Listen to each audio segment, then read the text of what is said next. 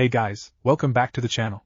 This is a story about what if Naruto was Youkai Highschool DxD. Before I start, please support for more amazing content, and do consider subscribing to my channel and share this video with your friends. This is written by AlphaDreamer00 and link in description and support writer. Let's start the video. The Youkai King, Ajuka Beelzebub, wanted to be somewhere else. He had better things to do than to sit on this exaggerated show of authority and power. Unfortunately, he had no other choice. This was one of those occasions where he needed to attend as a Satan. But at least he was not the one who was taking the brunt of this farce of a show. As his eyes subtly landed on his longtime best friend, Surzek's Lucifer, he could not help but feel sorry for him. At least for Ajuka, all he had to do was sit, nod, and answer a few questions here and there. In a sense, he had to act like a mascot, a prized and glorified mascot to be shown and presented to the mass. He was fine going along with it. But unlike him, Surzek had to take the full consequences of being a Satan, whether he liked it or not. Satan, is it? Ajuka snorted, seeing the slight twitch on Surzek's index and middle finger of his right hand. Not many know of it, but it was his bad habit when he wanted to blow someone's head off, literally speaking. It did not come as a surprise to Ajuka to see whom Surzek was talking to. Closing his eyes, he turned away from the discussion. He did not need to listen until the end of the conversation since he already knew the outcome. Even though the term Satan means they should have full authority over the underworld, the truth was very far from it. The four Satans did have some hold over the underworld, but their roles were similar to that of celebrities. It was the Bale clan, along with a few other individuals who truly controlled underworld through politics and connection. If he were to put it in human terms, the four Satans were the powerful and honorable generals, while those old devils were the crafty and resourceful senators. Ajuka turned to his side to see his friend sitting back down, and his wife stood on the other side of the chair. Although he looked like his usual self, Ajuka did not miss the exhaustion and regret in his eyes. Did they agree? Ajuka knew the answer, but he still had to ask. Just for a split second, Surzek's mask cracked. But he quickly composed himself. After all, his best friend had been handling situations such as these for around 200 years. Putting back the fake smile, he looked down toward the middle of the stadium. They did. Ajuka did not say anything. He did not need to because he knew that there was a but coming. And just like he thought, Surzek added the last part a moment later, they want to put on a show first. They want me to intervene at the very last minute. Usually, Ajuka did not care much about others if they were strangers to him. But as he looked down, he unknowingly let out a heavy sigh. In the middle of this vast stadium, the devils created a small stage just for her. The little Nekashu girl was no more than 11 years old. 4 powerful devil guards surrounded her, each holding a chain connected to her body. They were presenting her as if she was a notorious criminal. The girl was not crying anymore, but Ajuka could tell she was terrified to the point that she could not express her emotions. It would not be long before she would throw away all those emotions to stay sane. That was not the worst part. All the devils inside the stadium were booing or shouting at the little Nekashu. Some were even making very crude and vulgar remarks. But Ajuka knew many of these devils had taken part in that heinous act the day before. Some should be the ones down there instead of that little girl. But unfortunately, most of these devils were heirs and heiresses, while quite a few lords participated as well. In other words, their hands were tied for the time being.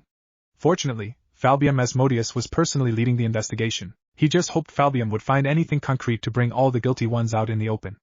As for punishment, of that, he did not have high hope. It was a mess. It's a mess. Ajuka looked at Surzek with a raised eyebrow. We are supposed to be different from the old devils, Ajuka. Surzek murmured, his face still holding that forced smile, but his voice did not. We are supposed to be the civilized ones. And look at what we just pardoned. We have not pardoned anyone yet, Ajuka answered. Though it was vague, he was sure Surzek got the rest of it. Yes, but we both know. Ajuka knew why Surzek did not finish. The stadium became very quiet all of a sudden. Their battle instincts immediately kicked in, but instead of showing distress or jumping to action, they calmly looked at the source. There was a 6th member on that small stage now. The fact that their unexpected guest could teleport right into the middle of the stadium without alerting the security rang all the warning bells in Ajuka's mind. When Ajuka's eyes landed on their guest, he immediately cast several high-level scan and sensor types of magic on him and around him. From a glance, the man looked like an Oni-type Youkai. He had the horns and the physiques of one, but his power, Ajuka could not determine the origin of it. The Youkai, whose eyes were closed, had no weapon on him. He was wearing a simple white robe. Underneath it, he had a full-body black garment. His outfit looked like one would wear for a formal meeting, not something one would choose when entering an enemy's territory. He was powerful, from what he could sense. At max, he was at medium ultimate class level, maybe slightly lower? But it did not make any sense. And then, he opened his eyes. Ajuka felt his hair standing up on the back of his neck. His power did not increase, his appearance did not change, and yet, he had this sense of foreboding, and he knew his friend was feeling the same without looking at him. His eyes had no irises, just a black ripple pattern spread over the golden sclera. He had never seen or heard about the existence of such eyes. Then Ajuka noticed it. The 4 guards on the stage, although looking at him, were not moving at all. Surzex stood up and stepped forward, and so did he. But he was slightly behind, standing beside Grafia. May I know who you are? Surzex asked, although his voice was polite, but his face was devoid of smiles. The being did not answer, instead he turned toward the little girl. They could not hear what he said from here, but his next move made everyone truly wary of him because he destroyed the young Nekashu's bindings by simply touching them. Those were unique chains created by a Juka to detain even the ultimate class devils. And the worst part, even now, they did not feel any power-ups nor see any abilities being used. Apprehend him right now. Immediately the stadium came to life. Ajuka did not know who gave that order since both he and Surzex were too preoccupied with gauging out the guest. Because of this, Surzex could not react in time to nullify the order as tens of guards rushed toward the stage. In response, the being only waved his hand. The guards who were going toward him were now going away from him thrice as fast. They crashed onto the wall, and the one after it. And Ajuka could sense that those elite guards would not be getting up anytime soon. The stadium became silent once again. Then the being put his right hand on the little Nekashu's head. And instantly she disappeared. Ajuka knew Surzex was not the type to make the same mistake twice. So before every devil in the stadium could lash out again, Surzex released a little of his power.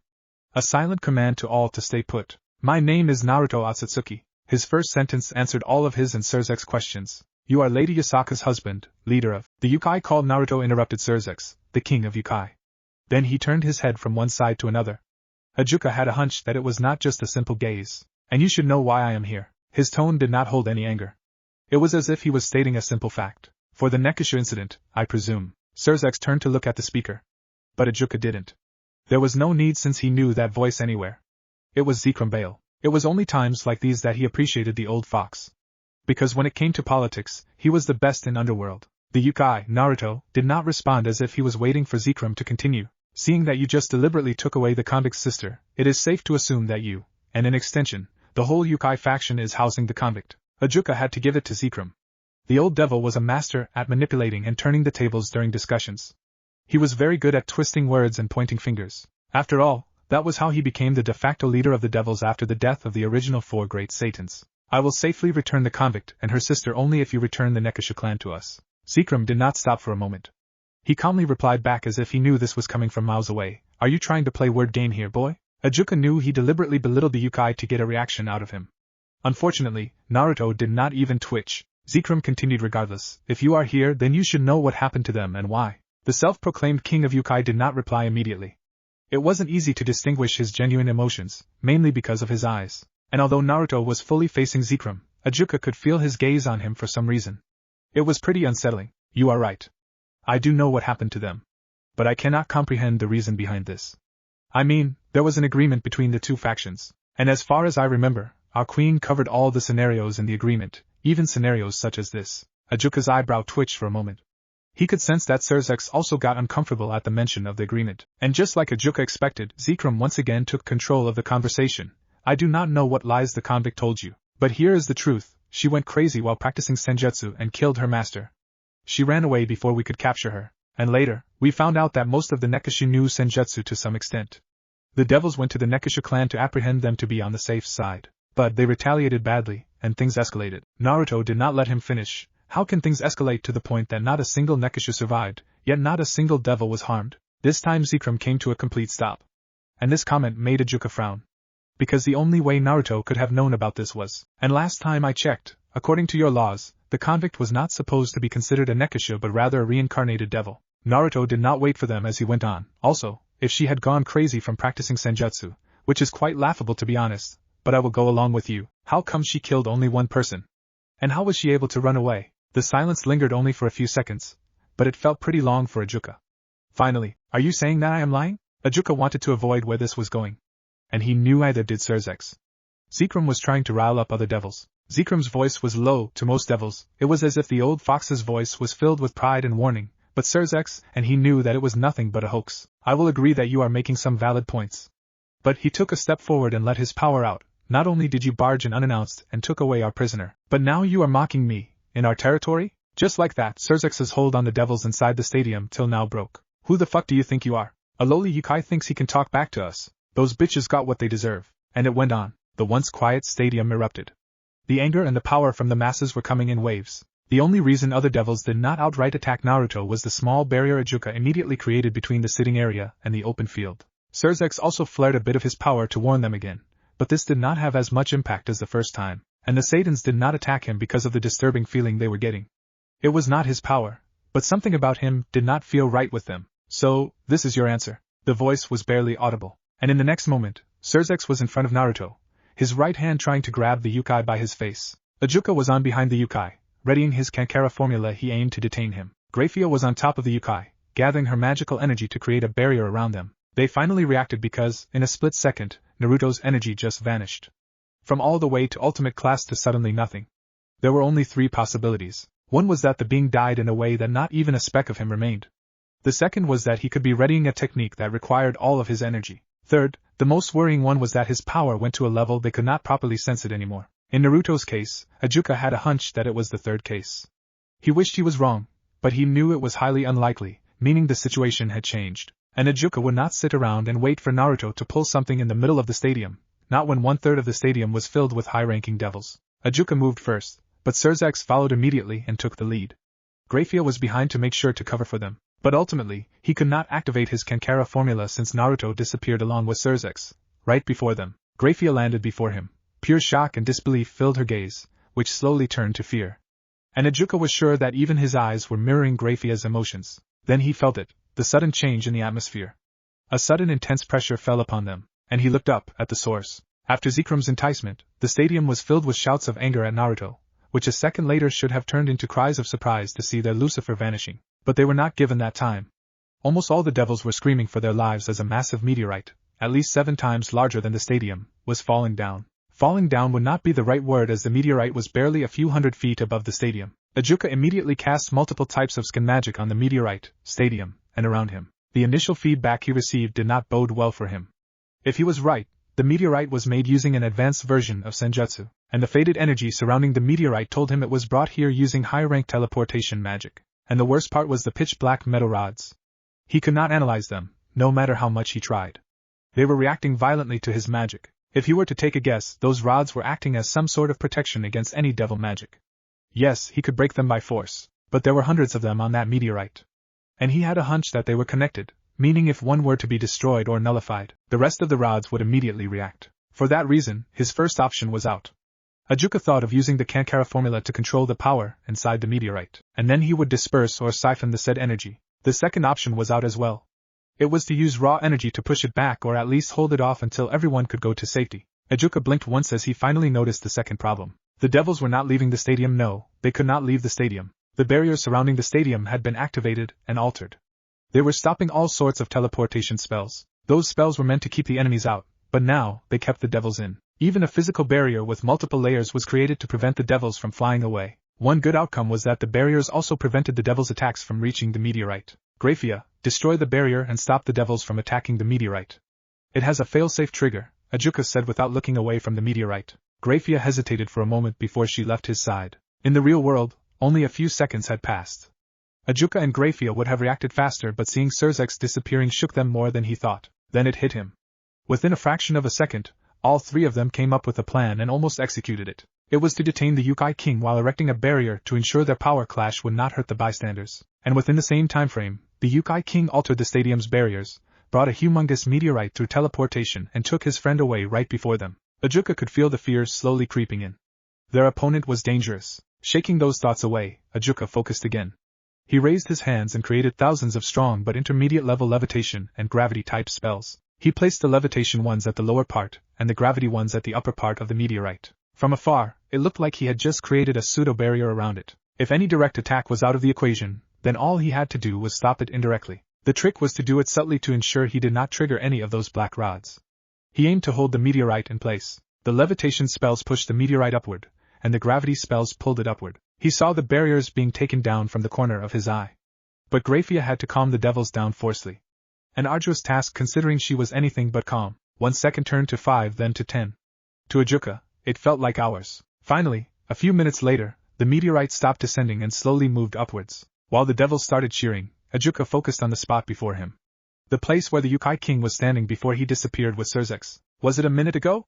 Or 5? But before he could think any further, to his surprise and the horror of the masses, the magical circles around the meteorite shattered all at once. And then he appeared, beneath the gigantic rock. The whole stadium went quiet once again. The scene that greeted Ajuka, he knew that he would never forget it. Surzex was the very first to go beyond the boundaries of ordinary devil ranks, far exceeding even those of the 4 original Satans. He was the strongest super devil and the first devil ever to reach the top 10. His true form was so terrifying and powerful that some dominant beings called him the true monster. And now, the mighty Surzex Lucifer was unconscious, bloody, and missing an arm.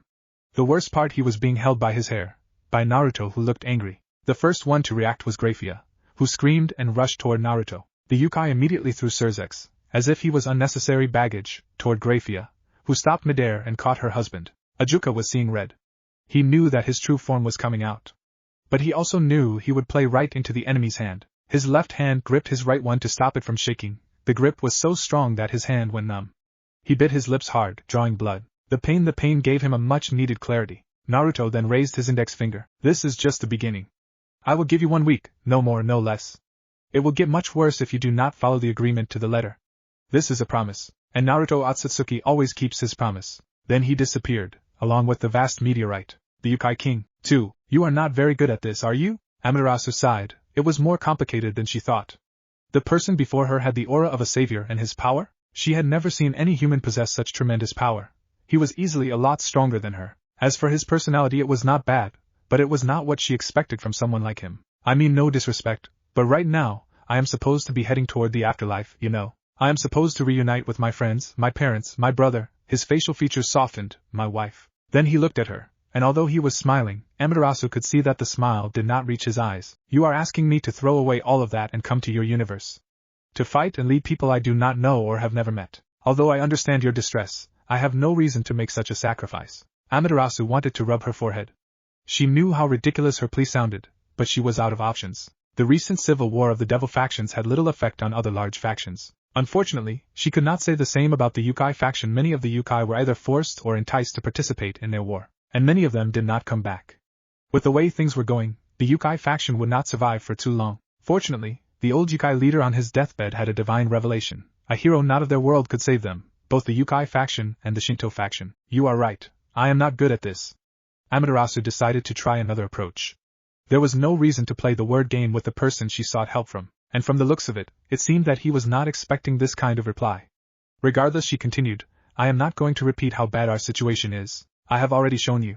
And you know it is the truth since I cannot lie here. So, I will tell you what we will give you for your sacrifice, as you have put it, and what you can achieve in our universe. First, she raised her index finger. When you reincarnate, I will make sure that you receive the treatment of a king and powerful blessings from us right from the start. I know that you are not the type of person who cares about it, but we will ensure that you receive all the support you need, no matter how insignificant it is, from the beginning to the end. As for the so-called end, you can leave our universe whenever you desire, but I want to be clear on this. The gate we have created to come here will be out of power after I return, and as I have shown you, it may take some time to power it up, but it is not impossible as long as the core fragments are not damaged. He said nothing, so she continued. Second, I will try my best so that a few of your precious loved ones can be reborn in our universe. That was the first time she saw him getting outright surprised, but I will tell you this up front. I may only be able to get 2 or 3 people to be reborn in our universe, other than you, of course. And yes, the first point also applies to them. Amaterasu raised her ring finger. Last but not least, the opportunities in our universe are endless. This is fully up to you, but if you become strong enough, you can jump through all the universes and come here to meet your friends and families without the help of the gate. But I have no hand in this, it is all on you. He was quiet. Occasionally, he would scratch his chin. Amaterasu was fine with this since it showed that at least he was thinking about the offer. Finally, he spoke. You are quite generous with your offers. Considering our circumstances, this is the least I can do. Amaterasu chuckled. Fine, you got my attention. But I want to confirm a few things before giving my final decision. His voice was neutral. Of course, Amaterasu nodded at that. First, you used the term reincarnate for me but rebirth for others. May I know if there is any difference? It seemed that he was far sharper and brighter than she thought. With a smile, she answered, reincarnate means that you will be born with all the memories from this life intact. In simpler terms, reincarnation means that your soul will change bodies.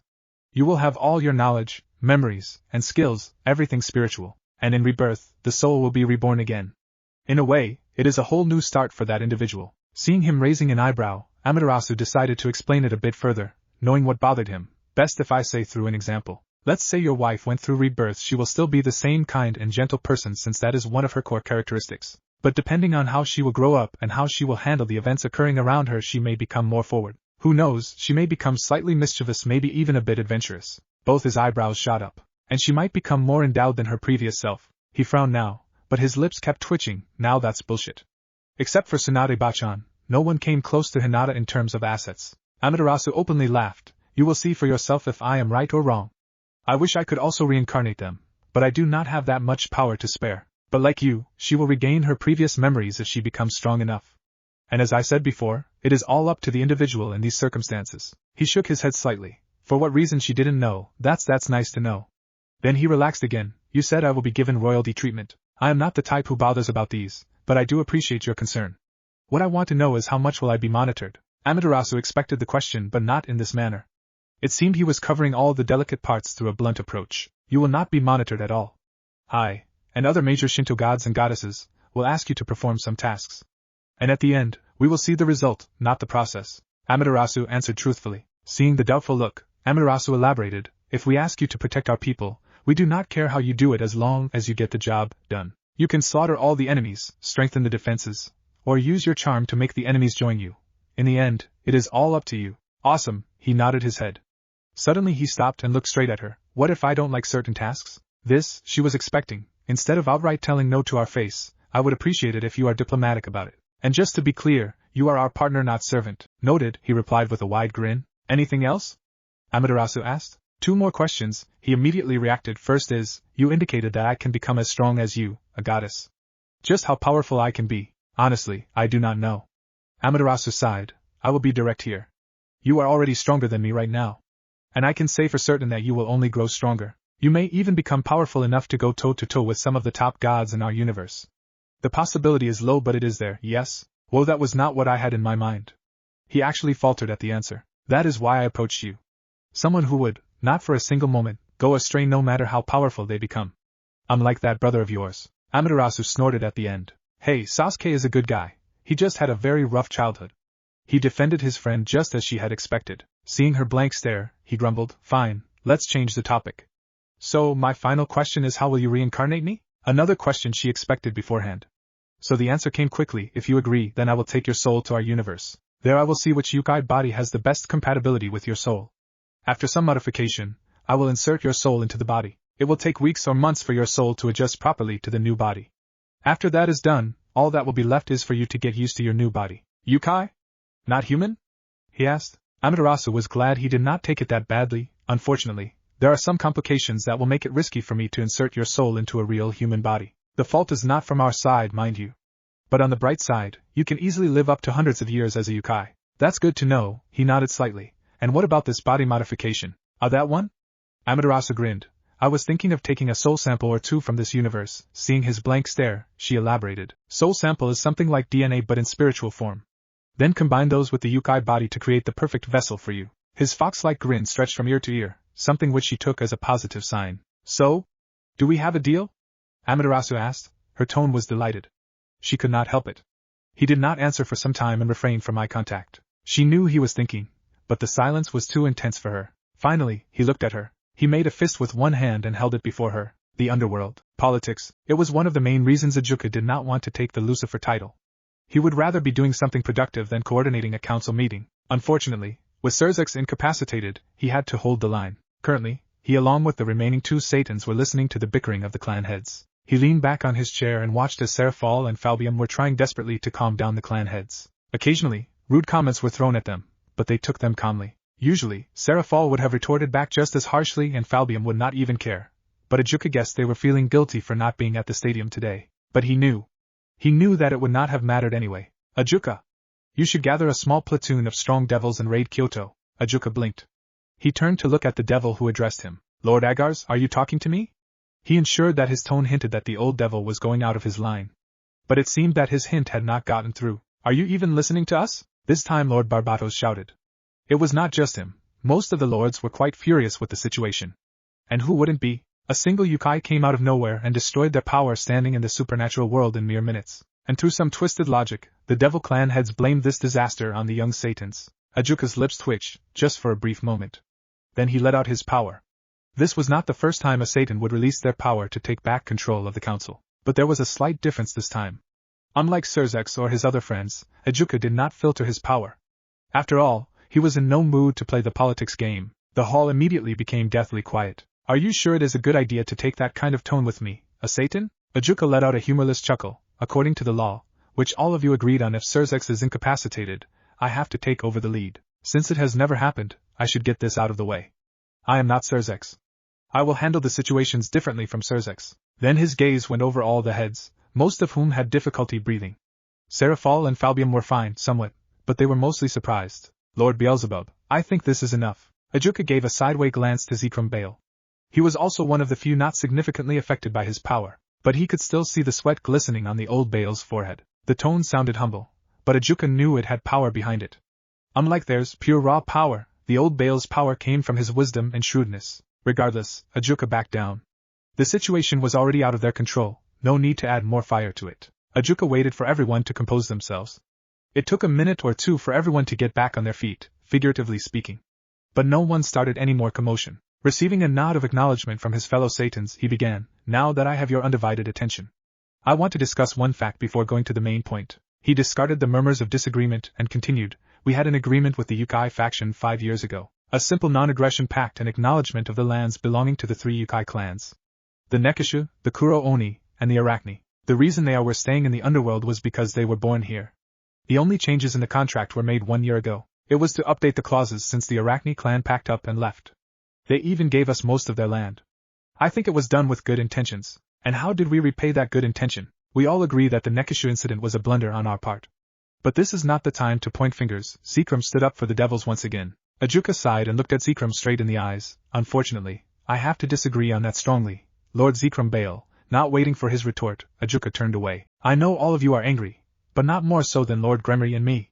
After all, because of the sheer stupidity of some devils, my best friend, his eldest, is now in a coma. So, you want us to apologize? Zekrom asked. His voice did not have a prideful tone but a subtle challenging one. After all, it was impossible for the 4 Satans to ask of that from the general devil populace. It started as a slight chuckle but soon turned into full-blown laughter. Ajuka could not help it. He knew he was scaring the shit out of all the clan heads, but it was just so ridiculous, the ignorance. When his laughter was under control, he looked at all the lords. It was subtle, but most clan heads had wary expressions. He stood up, and everyone flinched. It seems not a single of you understands the true depth of the situation. Although in the contract we were given some leeway, it was stated there, over and over again, that not a single Youkai should be harmed or face injustice. They even stated, which we agreed on, that in the worst-case scenario, we are only allowed to barricade their clan home, nothing more. In that scenario, the leaders of the Youkai faction would reach out to us directly to settle the matter as peacefully as possible. Then Ajuka turned to Zekrom. You have seen him today, talked to him, saw what he did. Do you really think he wants an apology after what the devils did? If Ajuka was not looking at Zekrom intently, he would have missed the old Bale's surprised look.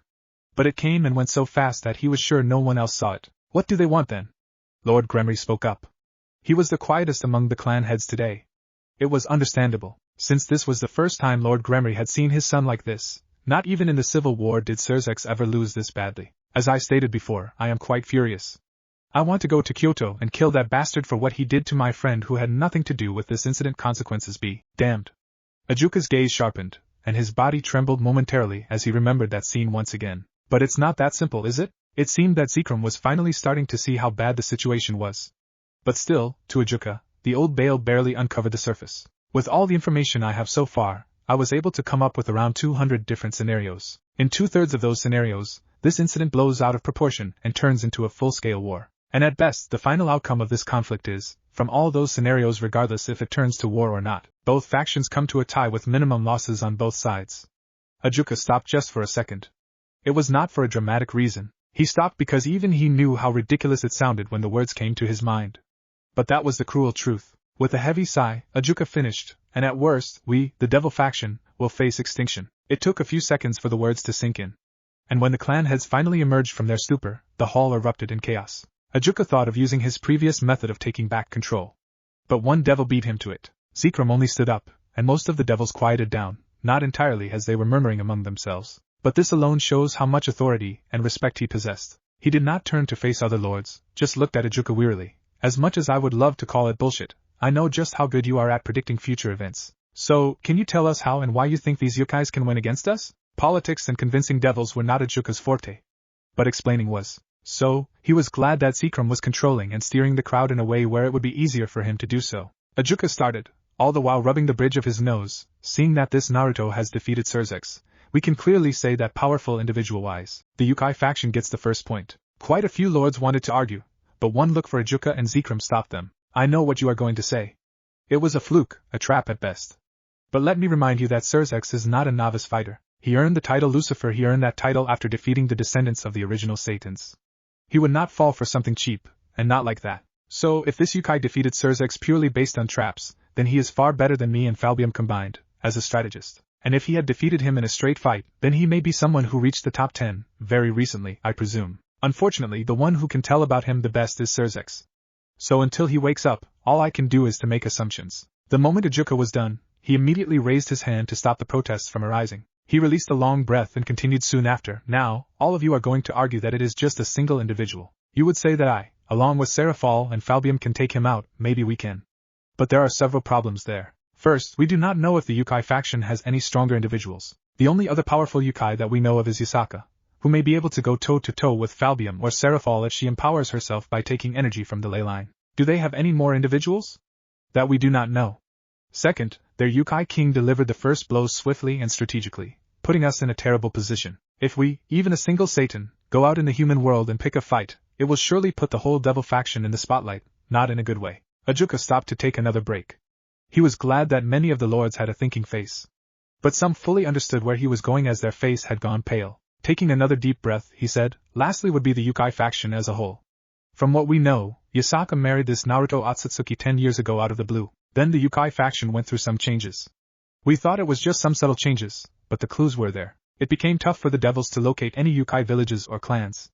Even most of the clans that were here in the underworld moved away. So, if I am not wrong, Naruto has united all the Youkai clans, regardless of their sizes and locations. And it is safe to assume that, by now, he also created a strong military to serve him. Some of you might argue that their military is no match against ours in terms of pure number and power. But let me remind you why the Nekashu incident started in the first place.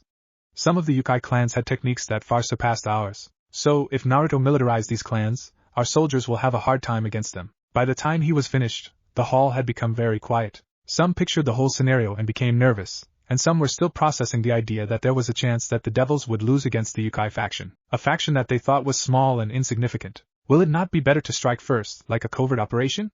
I mean, we know they are in Kyoto, right? Lord Phoenix stated. Do we? Ajuka let out a tired chuckle. If you did not notice, in the contract they stated themselves as the Youkai faction instead of the Kyoto Youkai faction like before. There is no concrete proof, but I am sure Naruto had moved their main base. How can you be sure? Lord Citri asked. Because I would have done it. Silence reigned once again. A few minutes passed, but no one uttered any words. Even Seraphal and Philibium became speechless. Finally Zekrom spoke up. So, what do you suggest we do? Ajuka did not answer immediately. He just maintained eye contact with Zekrom for a few seconds. Then he looked up and let out a heavy sigh. We prepare for war but hope it does not come to it. The Avalon Kingdom. Naruto. Lord Naruto. Naruto-kun. The gentle touch on his shoulder broke him from his trance. Naruto looked around to see the concerned faces staring back at him. With a sigh, he lightly tapped the hand on his shoulder. Are those two girls fine? She smiled. They are fine. The little one may need additional treatments, but they will get back on their feet in no time. Naruto knew he had already asked this question more than 10 times. And each time, she would answer it in full and in a tender tone, without a slight hint of any irritation. That's good. Lord Naruto, he turned toward the voice, this is a dark time for us. And we need you more than anything. So, please do not blame yourselves for what happened to the Nekashu clan. August, even if you say that, the fact remains that I have to shoulder those deaths. I should have tried harder to bring them back instead of making that agreement. Naruto leaned on his chair. Yasaka's gentle touch on his hair was helping more than he thought. He knew he should ask her to take her seat in this formal meeting rather than staying beside him and babysitting him. But he badly needed this, and everyone in the room knew it. You gave the devils a chance. You wanted to see the best of them. August added quietly. And the Nekashu clan paid the price, Naruto replied. He could not help but let out a mocking smile. They paid the price with their lives because of my naivety. It's not your naivety. Her voice calmed him down again. This is who you are. You always look for the best in people. You always see beyond their races and labels. He wanted to argue, but she put a finger on his lips and continued with a gentle smile. And because of that, because of you, this is where we are a miracle even by God's standard. When Naruto looked down, she used the same finger to lightly bring his gaze back up again. I know that this is a tragedy. A tragedy that none of us wanted to happen. But it did happen. If you want to make up for it, then give the Nekashu clan the justice they deserve, in your own way. Make sure that those two girls will smile for the rest of their lives. I know you can and will do it, and regardless of the final outcome of this incident, I know you will become a better man, just like always. He and Yasaka held their gazes for some time. Finally, Naruto broke their eye contact by closing his. He wanted to hug his wife now. He wanted to bask in her presence, take shelter in her aura, but now it was not the time. With that in mind, he turned to the last person, Jiraiya. How far is it? By tonight, every supernatural faction will know the truth about the Nekashu incident. The answer was swift and to the point. It seems even Jiraiya was in no mood for light-hearted conversation. No one spoke for some time as everyone was waiting for him. Naruto understood that, but he also knew that from now on, his actions would drastically change the course of history once again. Mobilize Umbu and call back all the Yokai. His words shocked everyone, even Yasaka. Naruto, the first one to compose, was Jiraiya. As always, exactly what are you planning to do, Jiraiya? They did not massacre the Nekashu clan. They killed the children, raped the young, and tortured the old. The moment those words left his mouth, all the listeners' power burst out. If this room were not specially modified, the whole city would be shaking by now, literally. Naruto raised his arm and released his own power to overlap theirs, to calm them down forcefully. After all, even with all the enchantments, the room had its limits. When everyone calmed down, he began, I am not a murderer. And I refuse to stoop to their level. But I promise you this, I will cripple their faction. I will do whatever it takes to ensure the devil faction gets what they deserve, not a penny less. Everyone nodded in acknowledgement. And then Yasaka asked, my love, you know this will bring our faction to the spotlight, right? Lady Yasaka, as much as we would have liked it to be under favorable circumstances, we cannot let this pass, not after what they had done. August spoke up, and his tone clearly showed how angry he was. Unfortunately, August is right. But if we can do this correctly, then our faction will be seen as a humble one rather than a dangerous one, Jiraiya added. Then he scratched his chin and looked at Naruto. I will ask Xianzang to stop his expedition and return. We will need his input on this. I will also notify all the Yokai knowing the situation. I am sure they will be here by midnight. Alright, Naruto took a deep breath. We will continue once everyone is here. Naruto did not say anything else. August and Jiraiya got the cue and got up. With a polite bow, they excused themselves. When the door was closed, Naruto got up and hugged Yasaka, his forehead touching hers. Yasaka closed her eyes and gave him a knowing smile. Naruto felt himself calm down as Yasaka's divine energy started entering him. The reason why his mind and energy were so agitated was because of Senjutsu. In this universe, Senjutsu would take in the malice and ill will floating around the world. It was bogus if he was being honest, but there was nothing he could do about it. Usually, it would only affect him if he focused on it. So, when he went to the underworld and concentrated on the malice around the Nekashu clan to see what had happened, it was too much: the hatred, the agony, the cries for help, so many strong negative emotions that he was overwhelmed. He saw what happened there, and the fact that he could not do anything but watch shattered his heart. He wanted to save them, he wanted to revive them. But there was nothing left to revive, and their souls were so twisted that it was better to send them off properly. But purifying so many corrupted and hateful spirits took its toll on his own mind. So, he needed to cleanse it, something he could do himself in a few hours. But he wanted those screams to stop. That was where his precious wife came in. From that day onward, Yasaka would use her divine energy to calm him down, and since her divine power was purer than his, it worked wonders. He was 100% sure that if it were Sasuke, unlike him, he would have annihilated half of the devil population regardless of the consequences. For a brief moment, the thought did cross his mind. But he was not like that. Of course, crushing Surzex helped a lot. To be honest, Naruto did not have it planned out at all. He wanted to confront the devils directly, and depending on the outcome, he would have taken the next step. He did not think Surzex and others would react like that. So he took Surzex to his pocket universe to talk with him, while making sure other devils would stay busy. Unfortunately, the Red Satan screwed up badly. The fault lay with him as well, but the moment Surzex uttered those words, Naruto lost it. He became so angry that he did not think about the consequences. He did not know about the difference in their power level. He did not think at all. He just lashed out with everything he had. He was glad that Surzex activated his true form right at the start of the fight. Otherwise he would have delivered a corpse rather than a battered comatose body. He screwed up in the fight, and he knew it. Some would say that it was not his fault. After all, who would believe that the almighty Surzex, in his true monstrous form, could not even survive a minute against him? Naruto underestimated his own power. But regardless, he was not frustrated because of what he did to Surzex, not after what his faction did to the Nekashu. He was just frustrated at himself. My love. Feeling the gentle touch on his cheek, Naruto opened his eyes and met his wife's concerned gaze. With a smile, he stepped back and kissed her forehead. I am fine. Yasaka smiled back, caressing his face. It's alright, my love. I know that you need to rest right now, more than anything, but you have to report to Lady Amaterasu about this first. Naruto nodded and took a deep calming breath. I will meet her now. He paused and then looked at her. How's Kunu? She is fine, Naruto. You just did not see her for one day. Before Naruto could retort, Yasaka put a finger on his lips. I know that you will feel guilty if you see her now. She will remind you of all the innocent children you could not save. Naruto looked away at that statement. His wife really knew him well. I will clean up your schedule for a few hours. After the meeting with Lady Amaterasu is done, come to me. I will relieve you from all those memories. Naruto nodded in acknowledgement. Giving him a light kiss, she took some steps away from him. It seemed she meant he had to go now. With a sigh, he gave her a tired smile, and she returned a gentle one. Naruto released a breath through his mouth and straightened his posture. He cut the tip of his index finger using the nail from his thumb, and as a single drop of blood came out, Naruto's hand blurred as he created a complex magic symbol. When he was done, he put his palm on top of the circle and just waited. The last thing he saw before his surrounding change was Yasaka's smile. Quite a mess, is it not? It is, Naruto answered after he made a polite bow toward Amaterasu, his patron goddess. Right now, he was at her main office. Only a few had direct access to this place, including him. But he did not sit down immediately. He looked around, and his eyes fell again onto the table beside them. The table had multiple stacks of papers, and all of them were arranged and signed on their own. It was as if an invisible person was doing the job, multiple ones from the look of it. He could not help but let out a chuckle. Back in his home universe, all the Kage would wage wars to get that technique. Then he turned to Amaterasu, who pointed at the seat in front of her. Naruto flopped down on the chair, groaning, "You know why I came here, right?" Amaterasu waved her hand and the spacious room glowed. After she was done, Naruto gave her a look who understood the meaning and nodded her head in response. He looked to the side and saw the change in his eyes in the mirror. His normal azure irises faded away. His white sclera was soon replaced with a golden hue, and the black rings spread out from the middle of his pupil. He did not know why his Rinnegan had a golden hue unlike the normal silver-purple one. It was a mutation, yes, but only appearance-wise. He did not receive any unique powers yet. When the transformation was over, he looked over her room to ensure it was tight and secure. When he saw it was, he nodded at Amaterasu. "I know why you are here," Amaterasu sighed. She paused momentarily before starting. All the Shinto gods and goddesses truly feel sorry for what happened to the Nekashu clan, but they are unsure if it is the right time to come out. Naruto understood the problem, but he wanted to hear directly from her, and it seemed she got the cue. The Shinto faction was never anywhere near the top, be it power or authority-wise. But now that we came so far because of you, everyone fears losing you. You think I will lose? Naruto arched an eyebrow. Against the devil faction, no. But what if the whole biblical faction or the Hindu faction starts to aim for you?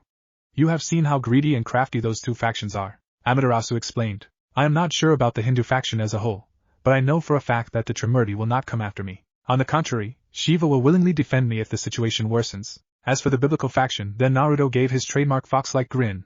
I do not think they will come after us immediately, not after seeing our faction's spectacular appearance. Oh, Amaterasu leaned onto her chair. Another of your unexpected strategy? Naruto chuckled openly at that. The Grigori faction. Do you think it's true? Azazel looked up from the note to meet Tobio's gaze. The boy was confused and angry. He could not blame him. Any normal person would be. With a sigh, the fallen governor pointed at the seat in front of him with his head. While Tobio was sitting down, he created a small fire on his palm and burned the note. So, yes, it's true. The massacre did happen yesterday. Tobio clenched his fists when he heard Azazel's answer. His black hair shadowed his eyes, his voice trembled. I thought they were different from the old devils. The current 4 Satans are young. Contrary to everyone else's beliefs, they do not have full control over the general devil populace. Azazel's voice was tired. That's a shitty excuse. Tobio barked. 1 or 2 Nekashu is one thing, but the whole clan? No matter the consequences, the Satans should have intervened. Yes, they should have. And now they are paying the price for it dearly. Tobio blinked. Then he frowned. What do you mean by that? Azazel did not answer immediately. He took the Hellblazer bottle from the table between them and refilled his wine glass. As he put the bottle back down, he looked at Tobio. Do you want some? This is going to take a while. I am fine, Tobio immediately rejected. Also right now, I do not feel like touching anything that belongs to the underworld. Suit yourself, we might not be getting this for some time, Azazel chuckled dryly. Azazel, the fallen governor, knew Tobio was not impatient. But this was one of those sporadic cases. I received a letter from Serafal. The Youkai king made a spectacular entrance and had put Surzex in a coma. He gave a hearty laugh when he saw Tobio physically retreating back at his words. He couldn't blame the boy, even he had almost the same reaction. Surzex Lucifer was put in a coma. Tobio's tone was that of disbelief. Yup. According to Serafal, he was kidnapped right under their nose, and 5 minutes later, his bloody unconscious body was returned. She did not say how badly he was injured, just that his condition is now stabilized, but he is still in a coma. Azazel paused to take a small sip from his glass. He savored the taste briefly before adding the last part, and one person did all of this. Tobio did not say anything back for a minute or two. Azazel understood that he was processing the thought that one of the strongest amongst the 3 factions was easily defeated, who also made his way to the top 10. Wait, doesn't it mean that the Youkai faction has someone who is amongst the top 10? Azazel smirked at Tobio's assumption. And he knew that his protege was almost there. Tobio let out a small breath when he saw the grin on Azazel. This is not going to end well, is it? My boy, the Nekashu incident will be the catalyst for a new change in the supernatural world. And it will be a drastic change, I can guarantee you that. Azazel took another sip, his eyes gleamed with amusement. He knew that Tobio would understand the meaning behind his tone and gaze. So, what am I missing? Azazel chuckled. Now only if Tobio were interested in women, then he would have made the perfect protege. But that thought was for later. Now he had a history lesson to give. What do you know about Naruto? Not much. All anyone knows about him is that out of nowhere, he married Yasaka 10 years ago. His answer made Azazel's mood sour, making Tobio groan. Come on now, don't get sidetracked. You wouldn't understand, she was my second love. Azazel pouted. It was lust, not love. Tobio corrected it, and it sounded more like an automated response. Humph. Azazel loudly snorted. You haven't seen her, all right. She is the only woman besides Gabriel with a perfect body, a full 10 out of 10. And I have seen a lot of women. She even has that thing, you know, Azazel grumbled as he clenched his fist, a gentle aura with a killer body. That combination is lethal for any male, I tell you. You are just frustrated that someone got her. Tobio sighed. I should have tried harder. I thought she was an unobtainable flower like Gabriel. Azazel released a deep breath, and his shoulders slouched down so much that he looked like a deflated balloon. You done? The fallen governor gave a flat stare to his pupil. With a grumble, he chugged down the rest of the wine and refilled it again. I wanted to bash her husband's head so badly. But I did not do it only because I knew he would be the one bashing me. Azazel gave an embarrassed chuckle, and seeing the frown on Tobio's face, he shook his head. No, I knew he was stronger than me, but I did not know he was this strong. How did you know he was stronger? Azazel did not answer. It was not that he did not want to, but he was trying to see how he should start. Do you know August the First Fae? Azazel asked all of a sudden. Yes, Tobio answered, confused. He is the leader of the fairy faction, right? Words have it that he was seen during Isaka's wedding as one of the important guests, no less. I thought that the wedding ceremony was a very private affair. Azazel sighed. The boy was right. The Shinto faction was very tight-lipped regarding Isaka's marriage. No one knew precisely where and when the ceremony took place. It was done in such a fashion to avoid unnecessary commotions. Because Azazel was not the only one who was smitten by the shrine maiden, there were quite a few from different factions who wanted the gentle Youkai. Some of them were pretty powerful and dangerous. With a sigh, Azazel tilted his wine glass toward the boy Tobio. This is just an assumption, a really mind-breaking one if he was being honest, but from all the clues I gathered I think the fairy faction and the Youkai faction have merged. What? The shock was so much that Tobio stood up, his eyes bulged out. Are you serious? Azazel just nodded. Tobio just stood there with his mouth open for a few seconds. Finally, he sat down tiredly. Won't this merging make this new faction as strong as one of the gods' factions? Azazel nodded to confirm Tobio's question. It was not a ridiculous notion. After all, right after the three factions and all other mythological gods' factions, the Youkai faction and the fairy faction were the top two factions in terms of power and size. The vampire faction was also one of the top ones before the separation. With a chuckle, Azazel added, also, there was this rumor that the Youkai king gave Tiamat a beating for insulting Yasaka. These are just rumors and assumptions, right?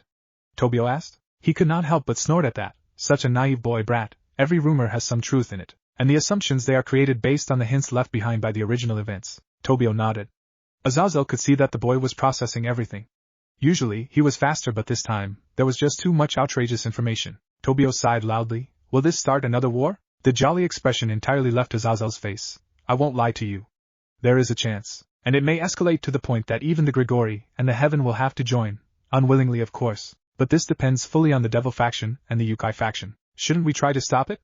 Tobio said, more like he pleaded. Azazel shook his head. Unfortunately, the Youkai king already took a few steps. Seeing the inquiry look, he asked. The note son Wukong gave stated that the news is spreading throughout the supernatural world, right? Yes, Tobio firmly nodded. He said that to me also. I believe that by tomorrow almost all the factions will know of the Nekashu incident. You do realize that the reason this news is spreading so fast is because of the Youkai faction, right? Tobio nodded at the question, so Azazel asked another, also, that the Nekashu incident is being told from the perspective of the last two survivors, right? Tobio nodded again. This time Azazel smiled as he asked the last question, but did the Youkai point out, in any way, that their king has defeated the Surzex Lucifer? Tobio blinked. The realization face he made after that only increased Azazel's amusement. Taking another sip of the wine, he added, his tone had a tint of admiration to it. It's quite a crafty tactic, I must admit. Because if they added that, then instead of focusing on the Nekashu incident, all the other factions would focus on the fact that there is someone new on the top 10. The Youkai faction does not want that for now. They want everyone to know the truth about the massacre and focus on the devils. And using this opportunity, they are isolating the devil faction. I mean, who would side with them if a war does break out? And the best part, the devils are playing right into their hands. Tobio visibly shook at the last sentence. He frowned but did not ask anything. With a chuckle, Azazel started elaborating, the devils will not release the fact that Serzex was beaten. Even if they did, they will not admit that he was beaten fair and square. They will come up with excuses. Same for the Nekashu incident, they will try to come up with excuses. Lastly, they will send platoons, mostly to recon or to have small skirmishes to gauge out their opponent. Even though this is the right way, but to other factions, it will only seem like the devils are using baseless excuses to go to another war. A look of realization came to his pupil as he pointed out, so when the Youkai faction strikes back hard, no one will side with the devil faction. Azazel nodded, satisfied that Tobio could come to the correct conclusion. So, what are you going to do? Azazel raised an eyebrow at the question, seeing which Tobio went on. I am sure Seraphal did not send you a simple message regarding only Serzex's condition. She asked for your help, right? He is getting better, though he did not say it out loud. Azazel let out another pleased smile. Yes, she asked for my help. While I like the current Satans, I will not put the Grigori into the crossfire for their incompetence. I will just say that the Youkai faction has become strong, through hints mind you, so they should be careful. Also, if they want to come out clean, they should deliver capital punishments for those who participated in the massacre, regardless of their statuses. Tobio once again just stayed silent and processed his words. And it seemed he had given too much to the boy for one night. His protege stood up, gave a slight bow to him, and walked toward the door.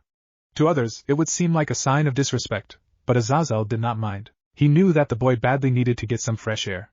That was why he did not stop him. He also knew that when Tobio cooled down, he would come again. Azazel took another sip of the famous wine. He looked at his half-empty glass and sighed. Too bad I am not going to get this anytime soon. The Youkai King, 3. Amaterasu wanted to release a tired sigh. It should not come as a surprise seeing how quickly the situation went out of her control. Not only the major gods and goddesses but also all the deities of the Shinto religion wanted to meet Naruto. She had to magically expand the interior of the royal palace to accommodate everyone. She could not blame them though. Although they had chosen or sent countless champions beforehand, none were powerful enough to match those from other factions' champions. But this time, it was different, and even the lowest level deity could see it or in this case, sense it. Even in his soul form, Naruto was almost as powerful as Amaterasu herself. And then there was his reputation of being the savior of his previous world. His achievements and character awed everyone, but at the same time raised some concerns. Especially Susanoo, he asked some doubtful questions. Blunt as always, but he had his points. After all, if Naruto were as strong as their leader just in his soul form, he would easily surpass her when he would get a body. If so, then what would stop him from going against them? She had answers ready for those questions, but she liked how Naruto handled it. It had much more impact than her ready-made words. Look, I sacrificed a lot by coming here to help you guys. If you have any doubts or problems, send me back. I don't want to create conflicts with the people I am helping, and I am sure you don't want to be constantly wary of your own champion. With that, he sat down on the ground and asked if anyone had problems with him, or even had minor doubts about his motives. They were more than welcome to come up to him and chat. That was not all. He also pointed out that he wanted to get to know everyone, be it a major god, goddess, or low-ranking deity. Needless to say, his popularity skyrocketed within half a day, and any doubts that anyone had about him were washed away. Even Susanoo grudgingly accepted him. But what they did not know was that, even in his soul form, Naruto was a lot stronger than Amaterasu. But to be on the safe side, she taught Naruto how to hide his power in his soul form. She even gave him a beads bracelet, enchanted by her, to help him with the task. The outcome of the first meeting between Naruto and the rest of the Shinto faction went better than she had expected. Yes, the result was good, but it went out of control, in an excellent but tiring way. The gods, goddesses, and deities did not want to leave Naruto alone. Ultimately, she had to put her foot down and dismiss the meeting, to almost everyone's displeasure. Now, she was heading toward her office room where Naruto was temporarily resting. Very few had access to that room, but Naruto was an exceptional guest. As she opened the door, Amaterasu hoped Naruto was not too tired from all the talks, which stretched to a few days. But against all her expectations, she saw Naruto intensely focused on her working table.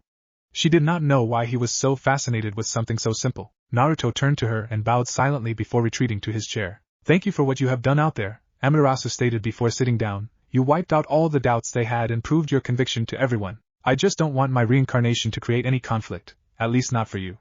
Naruto shrugged his shoulders. Although Amaterasu raised an eyebrow delicately as she sat down. Well, sometimes these small doubts can give birth to larger suspicions which can lead to fear and then finally to conflicts. But the funny thing is, all of these can be avoided if everyone gets to know each other well. maybe over an informal meal, or idle talks. Naruto explained, his face holding a small smile. Are you talking from experience? Naruto did not answer that, just chuckled all the while he brushed the back of his head.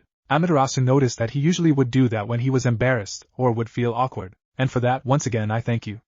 Amaterasu gave a sincere smile as she spoke those words. She paused for a few seconds before finally touching the topic, for which she asked Naruto to meet her privately. I know you need your rest, but I need to confirm these with you. With that, she gave a paper to Naruto. Those who were marked as legends in your world, I could not bring their souls. Other than them, rests were fine. A sly smile formed on her face as she started describing, but I was still able to hassle out 2 more souls. So, in total, I got 4 souls, including you, that is. Naruto's eyes snapped to meet Amaterasu, and a while later, his smile matched hers. I am not going to ask how you did that, but thank you. And Naruto slightly shifted in his chair. I don't want to sound narcissist, but I was marked as legend, right?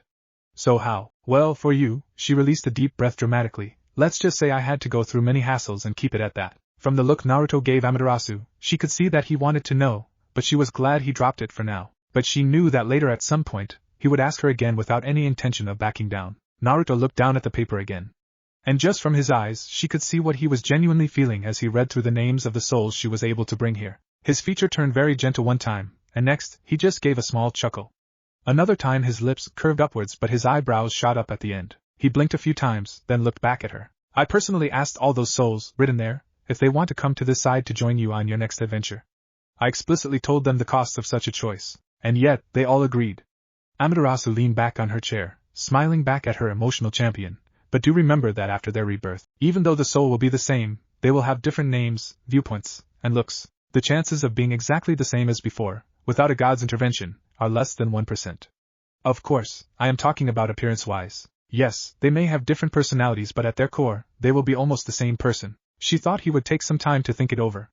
But his answer was instantaneous. I will accept and love them all the same, no matter what, and I am sure they will do the same without any hesitation. Amaterasu nodded at those words and gave Naruto time as he once again reviewed those names. Finally, she started again, and this contains all the information regarding your new body. With a small smile, Naruto gently put the paper that he was holding to his side.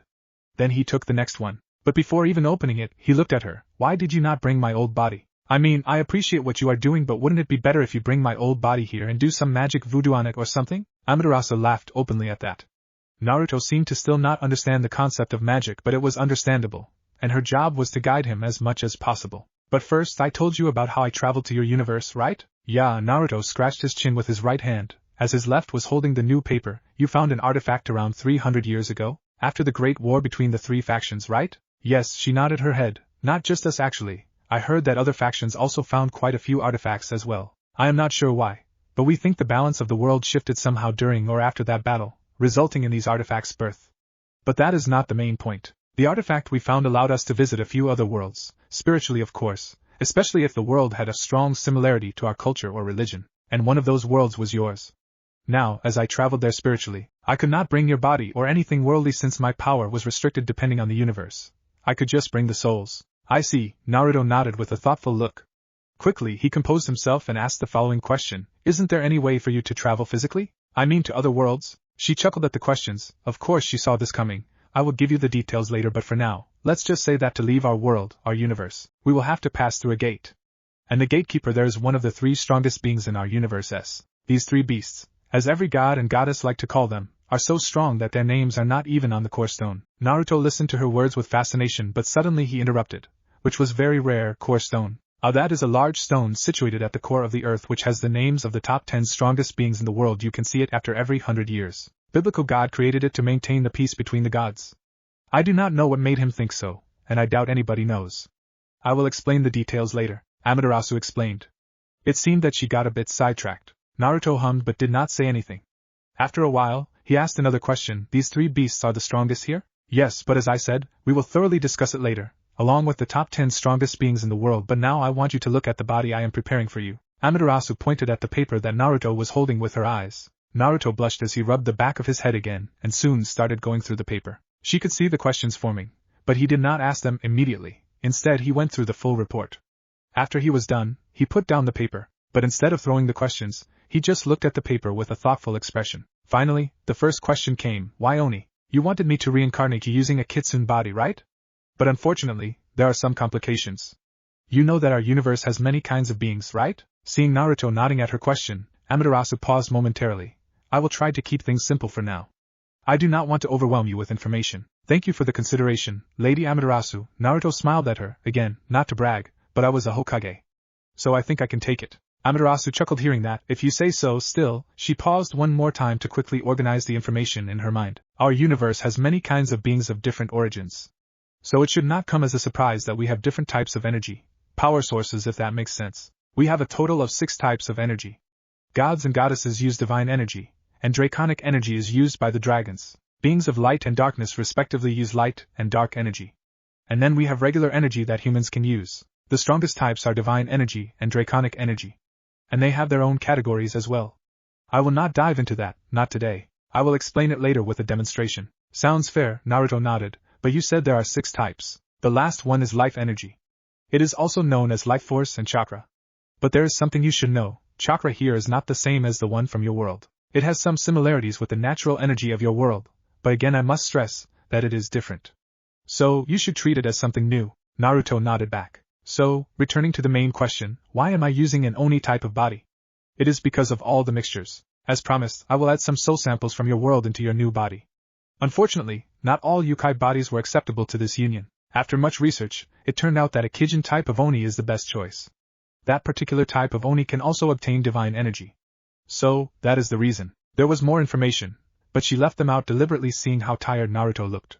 She would take her time later and tell everything, there was no need to rush. I see, Naruto slowly nodded his head. Don't worry, Amaterasu chuckled lightly. You will not have a gigantic body or a hideous face. You will look exactly like your previous self, I will make sure of it, but you will have some minor physical alterations. Naruto sighed as his fingers tapped the table rhythmically. She saw that he was processing all this, so she let him be. Finally, he stopped tapping the table and looked at Amaterasu. If you believe this is the best, then you should proceed. Amaterasu nodded at Naruto, satisfied that he had no problem with her choices. But she could not help but ask, are you sure you are okay with those soul samples? Naruto shrugged nonchalantly. Well, I did want the soul sample of someone like Madara just to have some fun with his power, but I think his soul fell into the category of legend. But still, for you to get these 2 soul samples are more than I could ask for. As long as he was happy, she was okay with that.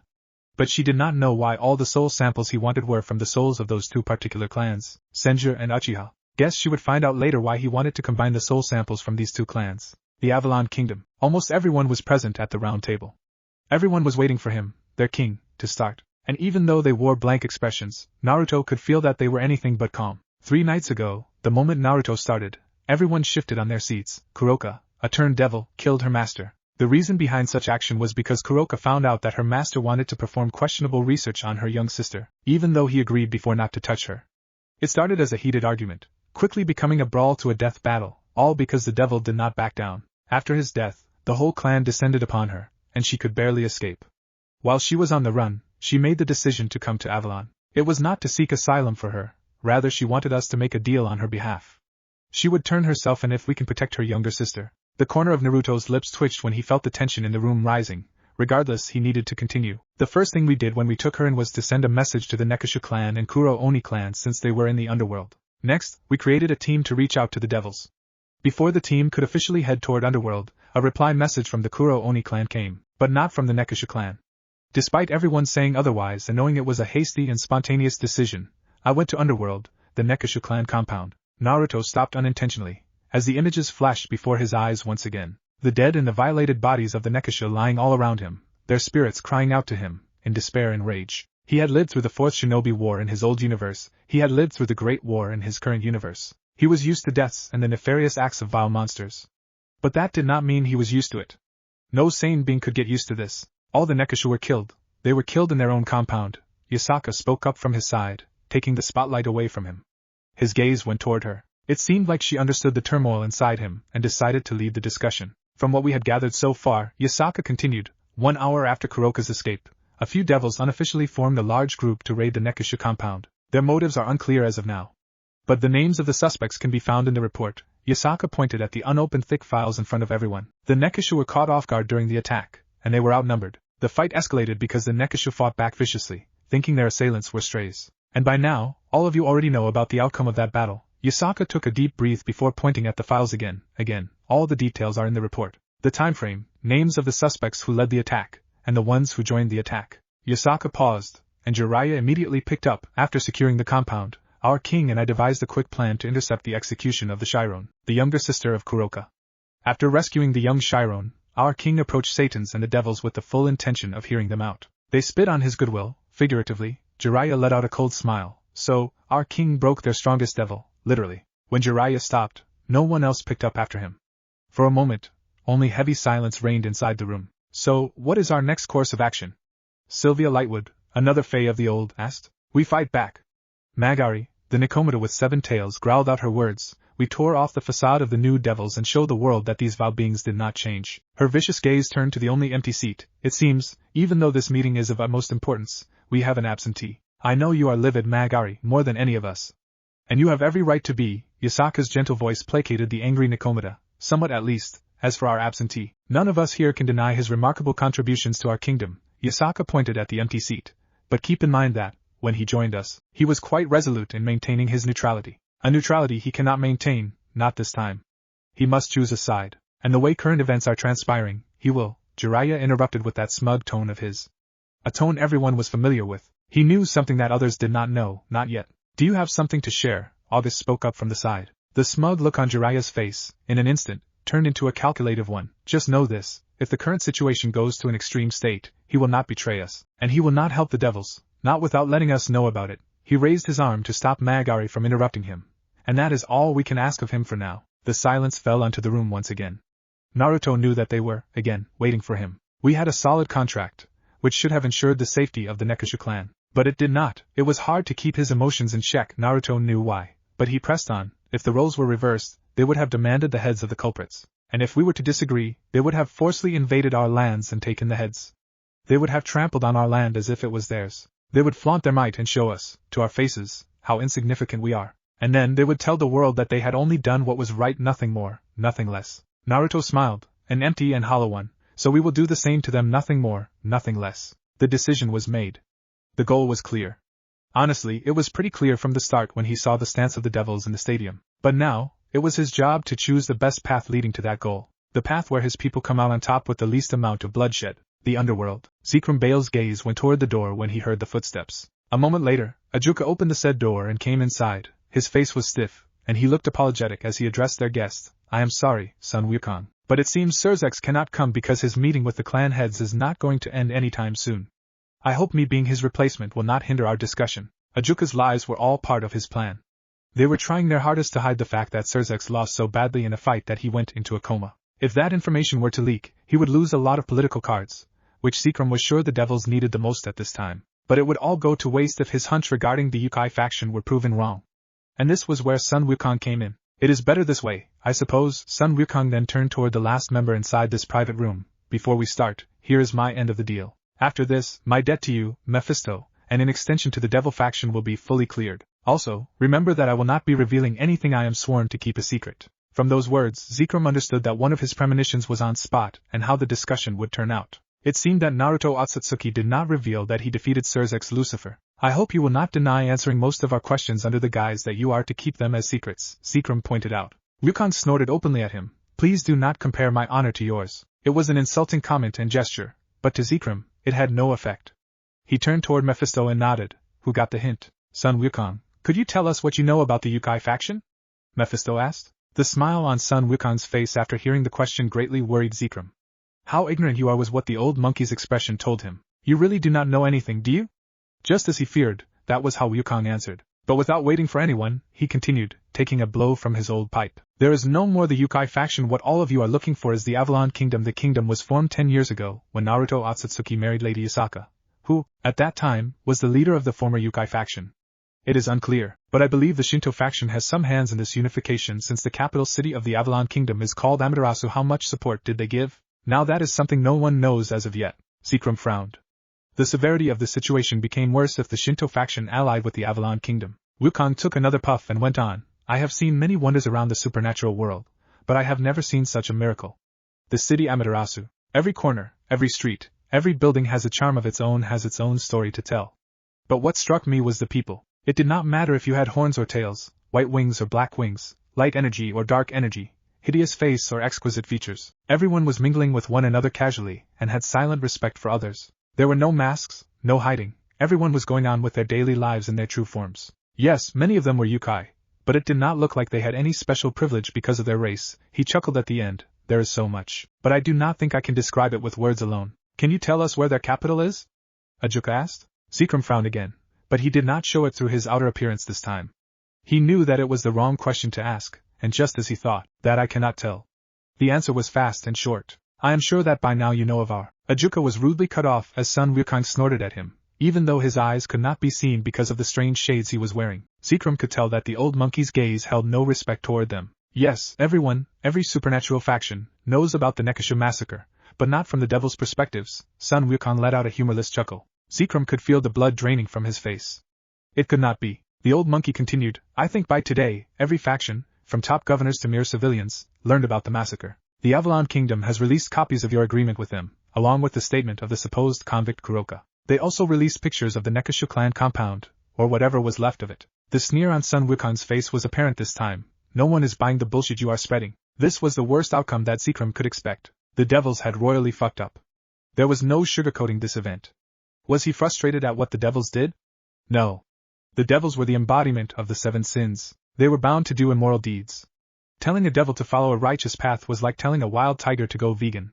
It was just not possible. So, he was not frustrated at what the devils did, but he was irritated at how they did it. This was not the first time that some devils, be it the older generation or the younger one, would group up together to perform malicious activities, but those were all done in secrecy. If someone would slip in any way, then they would shrewdly shift the blame on the stray. After all, they had an image to maintain, but this time, the incident went out of control. If it were a skirmish, heck, even a nasty battle would have been fine, but a massacre out in the open? Something was amiss. After the declaration of the Youkai King, he immediately did some personal investigation. He already knew all the names of the devils who were there, so he quickly organized a private meeting with the older ones that participated in this mess. What he understood was that it was the younger ones who initiated this fight, and it was not clear, but some of the older devils pointed out that it felt like they were being incited, and that was all he needed to know. It did not matter to him if the incitement was strong or weak or that, in the end, the acts were carried out by the devils only, as long as he could use some solid points to shift the blame, or at least defend themselves. So Zekrom asked Seraphol, since she oversaw foreign affairs, to spread out the details of the Nekashu incident. Of course, it had some slight fabrication and it put the blame on a third party. For now, they were pinning the blame on the old devils, but the reasons he included should have been solid. Of course, to increase the validity of his claims, he asked many guilty devils to examine their minds. The results, of course, were slightly altered to show that they were ensnared by some sort of mind spells. Even though Seraphol had an issue with her behavior, he trusted her capabilities. But for the Avalon Kingdom to spread the news faster than them and to more factions told him just how competent they were. It seemed like he kept underestimating them. Who do you believe? Mephisto asked. You have to understand something here, Mephisto. Wukong turned toward Mephisto, his voice grim. First and foremost, the severity of the situation cannot be taken lightly. Yes, the whole thing started because of the crime of one Nekashu. Yes, the fight was initiated by some devils. But this is a massacre we are talking about. A massacre carried out by the devil on foreign soil. And the worst part is that the devil faction did not inform the Avalon Kingdom what transpired here. You went on to execute a little girl to please your people. What was the rational thinking behind this? Zekrom did not say anything. He knew that the way the old monkey behaved, he would not trust a single word from him or any devils. Now, if this is all, then I will be leaving. Before Sun Wukong could get up, Ajuka stopped him. You know, you did not tell us anything other than their faction's name. Sun Wukong did not stop. He got up, took a long puff, and then turned toward Ajuka. Naruto Otsutsuki, the first king of the Avalon Kingdom, is believed to have reached the ranks of the top 10 strongest beings in the world. The might of their military is quite unknown, but I heard that the mightiest individuals of the kingdom are given a title known as the Yokai. It is similar to how you, the old monkey pointed at Ajuka, used the name Beelzebub as a title. I heard that quite a few of the Yokai title holders are ultimate class Yokai, and from what I have seen, I can clearly tell that they are the most advanced faction in terms of magic and technology. Lastly, I pointed out this before but it seemed it eluded your mind, but the kingdom may be associated with the Shinto faction. When he was done, he took another puff. Is that enough, boy? Silence fell upon the room, but just for a moment. Zekrom looked at Wukong as a guest. We are showing as much hospitality as we can, whereas you are doing nothing but belittling us. Do you realize who you are speaking to? A pause before Wukong burst into laughter, not a mocking one but a genuine laughter. And here I thought that you devils have changed. But it seems I was wrong. It was always about you first, everyone else later. His laughter turned into small chuckles. I do realize who you are. But do you realize who I am and whom I serve currently? Then his gaze swept through the room. I will take my leave now. And he did not wait for a second longer as Sun Wukong was gone through a custom teleportation spell. The room once again became silent. After some time passed, Seacrum stood up and without saying a word, he left the meeting room. Seacrum directly came to his private chamber. Contrary to his whole compound or any of his other personal rooms, this was a simple room. It did not have many things, including furniture, but one object stood out from the rest. Silently he walked toward the chair, and before sitting down, his fingers gently brushed the arm of the chair. This habit was formed 200 years ago, when the new Satans drove the original ones away, and he finally got what he always wanted, Lucifer's chair, the symbol of true authority, and a reminder that he was not a mere servant anymore. His reminiscing about the past stopped when he saw the table before him. The table was custom-made to match the chair. On top of it, there was a chessboard, and the pieces were placed neatly in their starting place, except the black side was missing the king. He waved his hand over the board, and the 2 black bishop pieces vanished. On day 1, after the massacre, the strongest devil ever to live was soundly defeated. On day 2, after the massacre, the 200 years of the clean political image of the devil faction was tarnished. 5 more days. Seacrum sat down on the chair. In a chess game, the death of a king would result in an instant defeat. Because that was the rule. But the reality was completely different, since in the actual world, there were no rules, no limitations. He had lived for thousands of years. He saw firsthand that victory could still be achieved with a single pawn piece. Of course it was rare. It was not easy to get back up when his side was in pieces, but it was not impossible either. So would they get the final victory?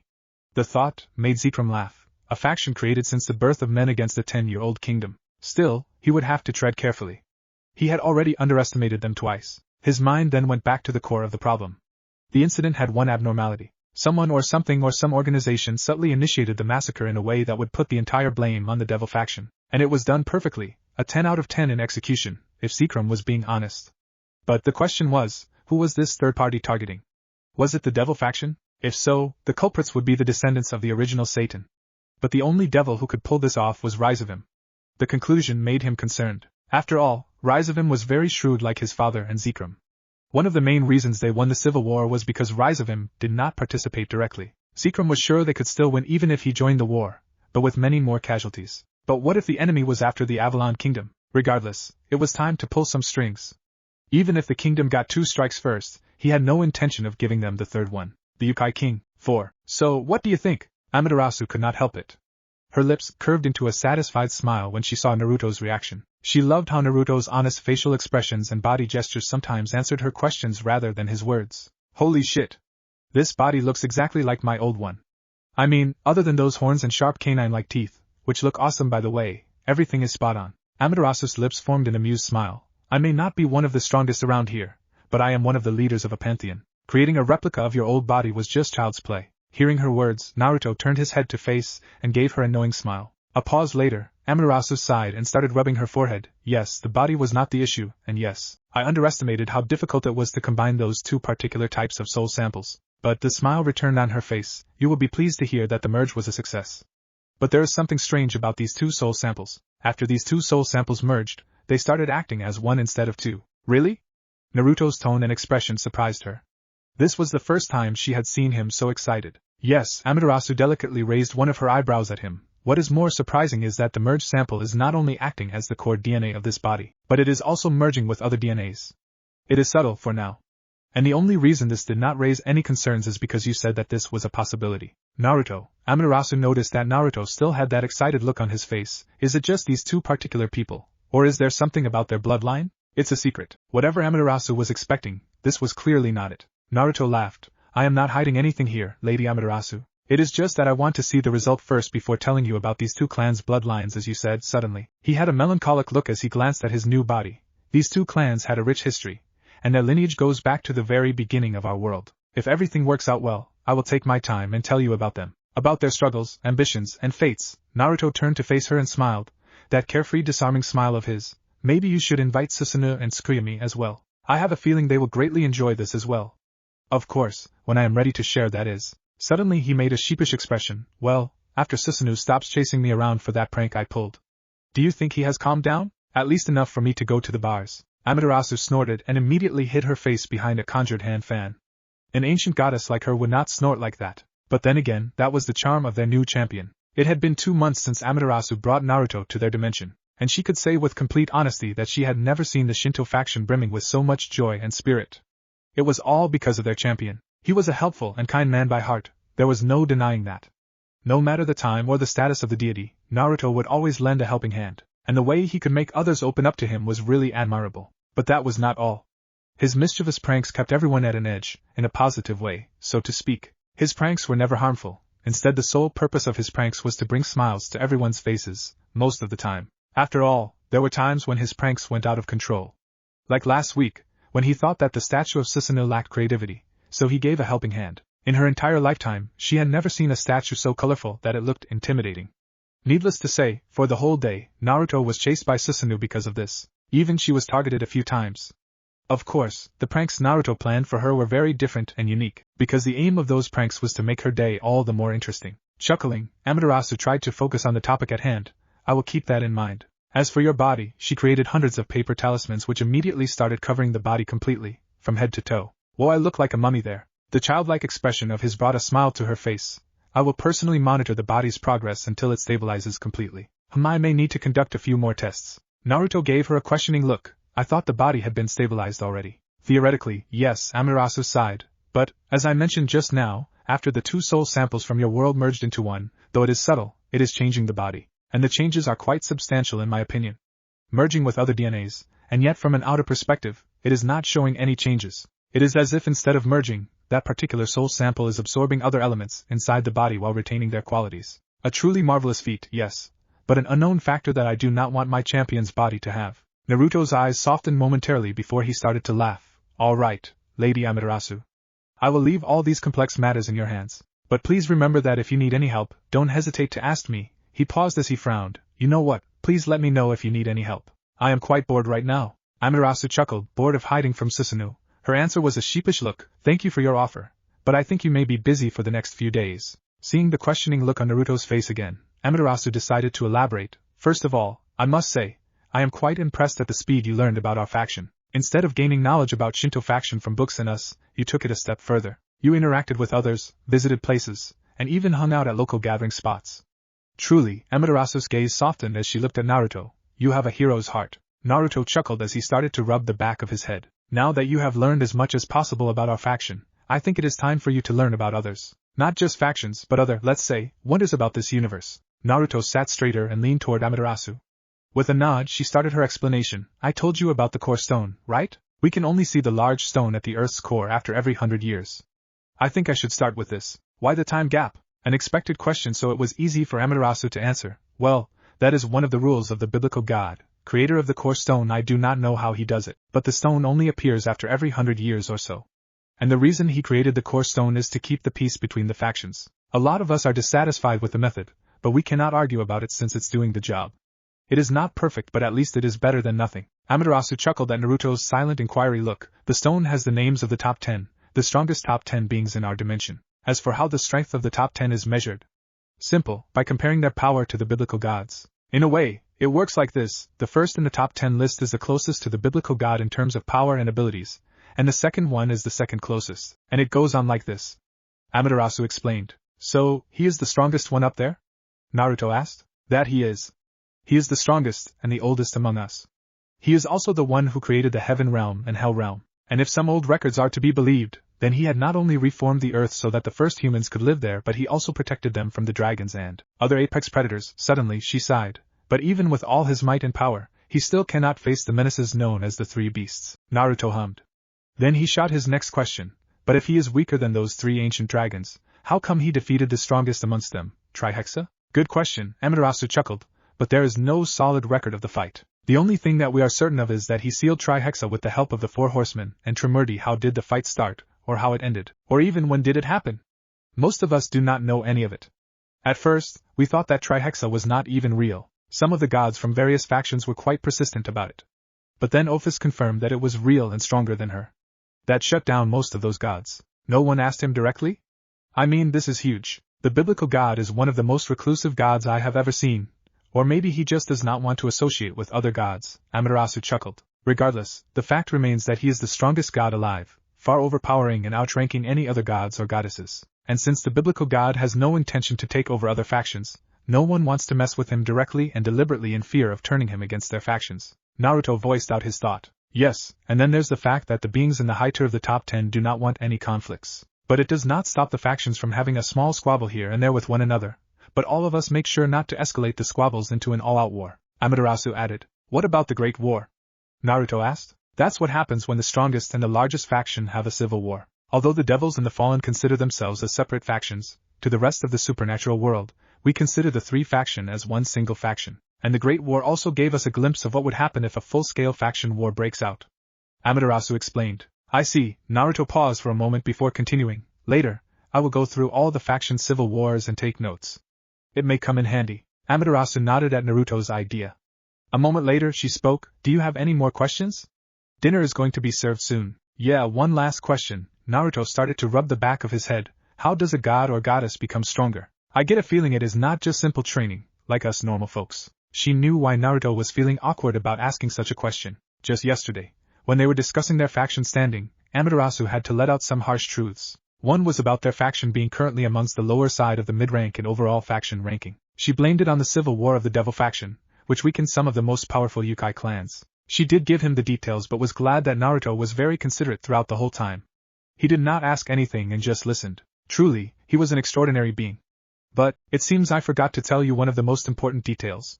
Amaterasu chuckled. To become stronger is both simple and at the same time, hard for us. We get our powers from two sources. Regalia and prayer. Regalia can be considered as divine artifacts that some of us use. Mostly the top ranks in each faction since it is tough to create. The simplest way to make regalia is to defeat a strong entity, and then use its soul or corpse to make one. But if the entity is not strong enough or the procedure of the creation fails, instead of regalia, we will get an instrument for the mortals. How do you know which is which? Naruto asked. Simple, regalia will possess divinity which only us, gods or goddesses, can use. If it does not, then it is just a failure. Amaterasu answered. She took a breather before continuing. As for prayer, it varies from faction to faction.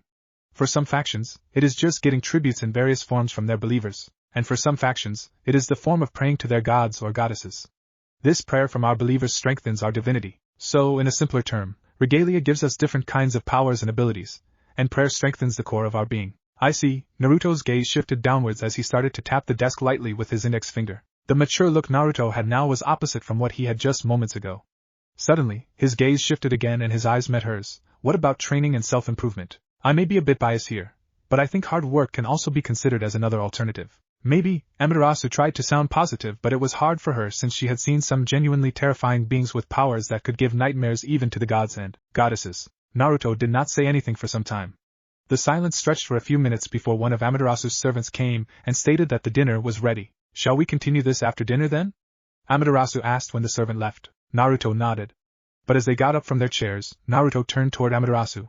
I think I know what I need to do first. Amaterasu stopped but stayed silent. Then he gave her that charming disarming smile of his again. It's to show you and everyone here that even hard work and dedication can be just as terrifying. The Avalon Kingdom. Naruto was furious. If he wanted to, he could have defeated both Surzex and Ijuka together at the stadium, right in front of every devil present there. It would have absolutely crushed their spirits and beliefs.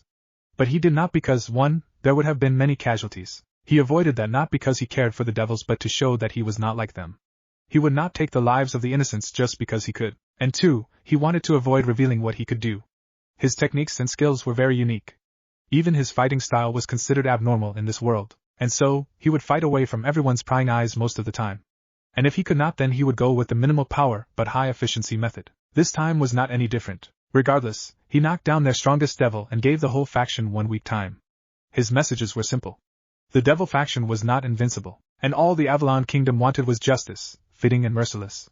He even sent an official letter to the devil faction, stating the terms. But the steps the devils started taking were escalating this event to war. First, the devils started spreading rumors about how their kingdom was using this incident as an excuse to conquer their lands. They had one legit point, and it was that after the Civil War, for 200 years, the devils did not cause any incident at this level. And yet, within 10 years of the Avalon Kingdom's birth, this huge incident occurred.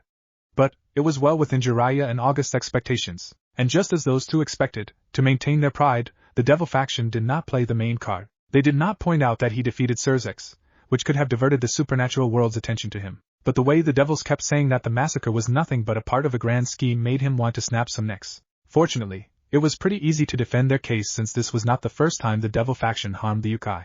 Even during their civil war, many of the Youkai clans were forced to participate, and many of them perished. And after the invention of that bothersome evil pieces, many of the devils started to collect Youkai.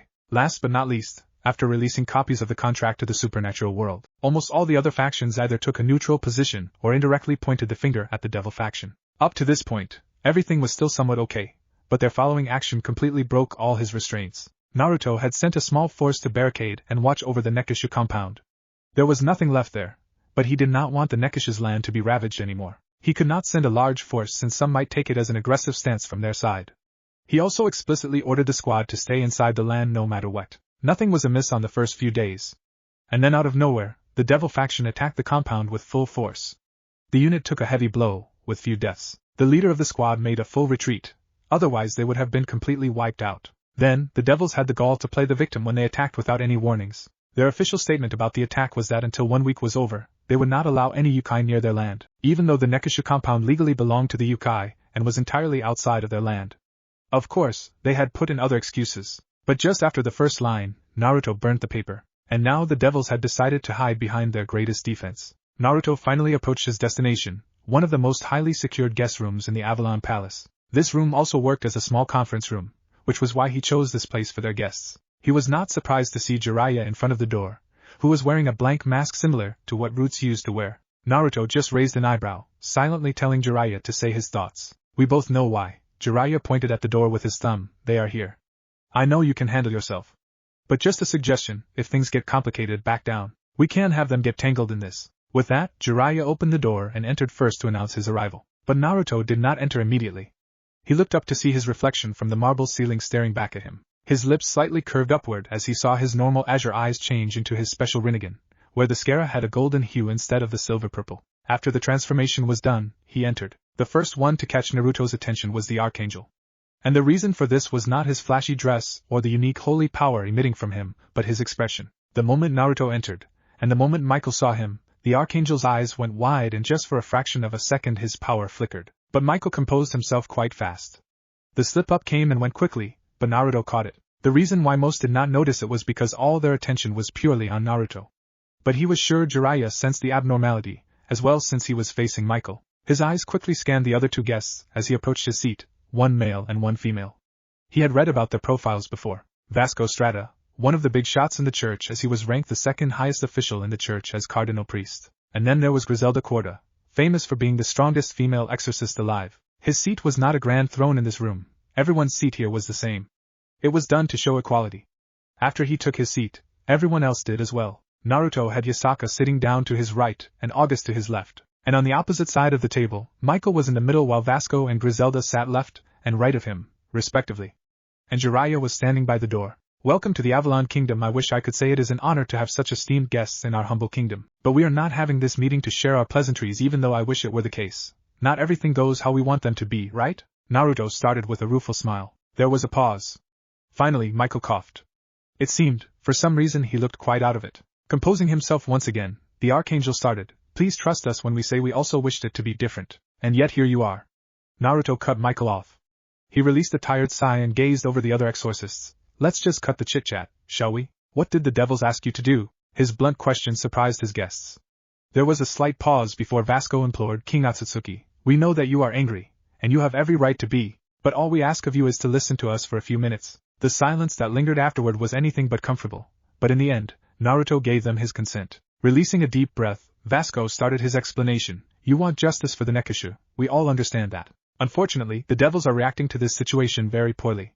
And if this goes on, it can and will lead to war, we know that, and I am sure that neither side wants that outcome. But there is a reason as to why the Devils are acting this way. Vasco paused at Naruto's reaction. He did not say anything, he just stared back. Coughing into his hand, Vasco continued, the Devils believe that this is the work of the old Satan, especially Rise of him Lucifer. Ajuka did some tests on the Devils for the possibility of being manipulated. And all the results came positive. They think that the old Satans are coming back to take control over the Devil faction, and this is why they are trying to weaken the faction by pitting them with other strong factions. This is also the reason why they did not announce that you have defeated Surzex, except for a few individuals. Otherwise, the Devils would have been targeted by other beings or organizations with devious motives. So what do you suggest we do? The question from Naruto brought down that eerie silence once again. We are not suggesting anything. We are only hoping that you will look into the bigger picture. This time it was Griselda who spoke up. Naruto thought Michael would be the one doing most of the talking, but it seemed he was wrong, and for some reason, the look he was getting from the Archangel felt quite unnatural. His gaze had a nostalgic look to it. Suddenly, Griselda's following words took his focus away. If you retaliate badly, both factions will only be doing exactly what Rise of him wants. But do not get us wrong, we also want the Nekashu clan to get their justice. We do not want this incident to be the catalyst of the next war. Are you done? The dumbstruck looks on his guests were priceless. First of all, your concerns are noted but unwanted. Let me tell you the truth then. Naruto relaxed on his chair and closed his eyes. I have mastered Senjutsu to the point I have awakened a few unique abilities, and one of the abilities allows me to directly use the spirit energy from a location to look into the past of that place. Of course, it has its restriction, but I will not divulge that. What I want to say is that I saw what happened at that compound. I know that the devils were influenced to throw the first attack.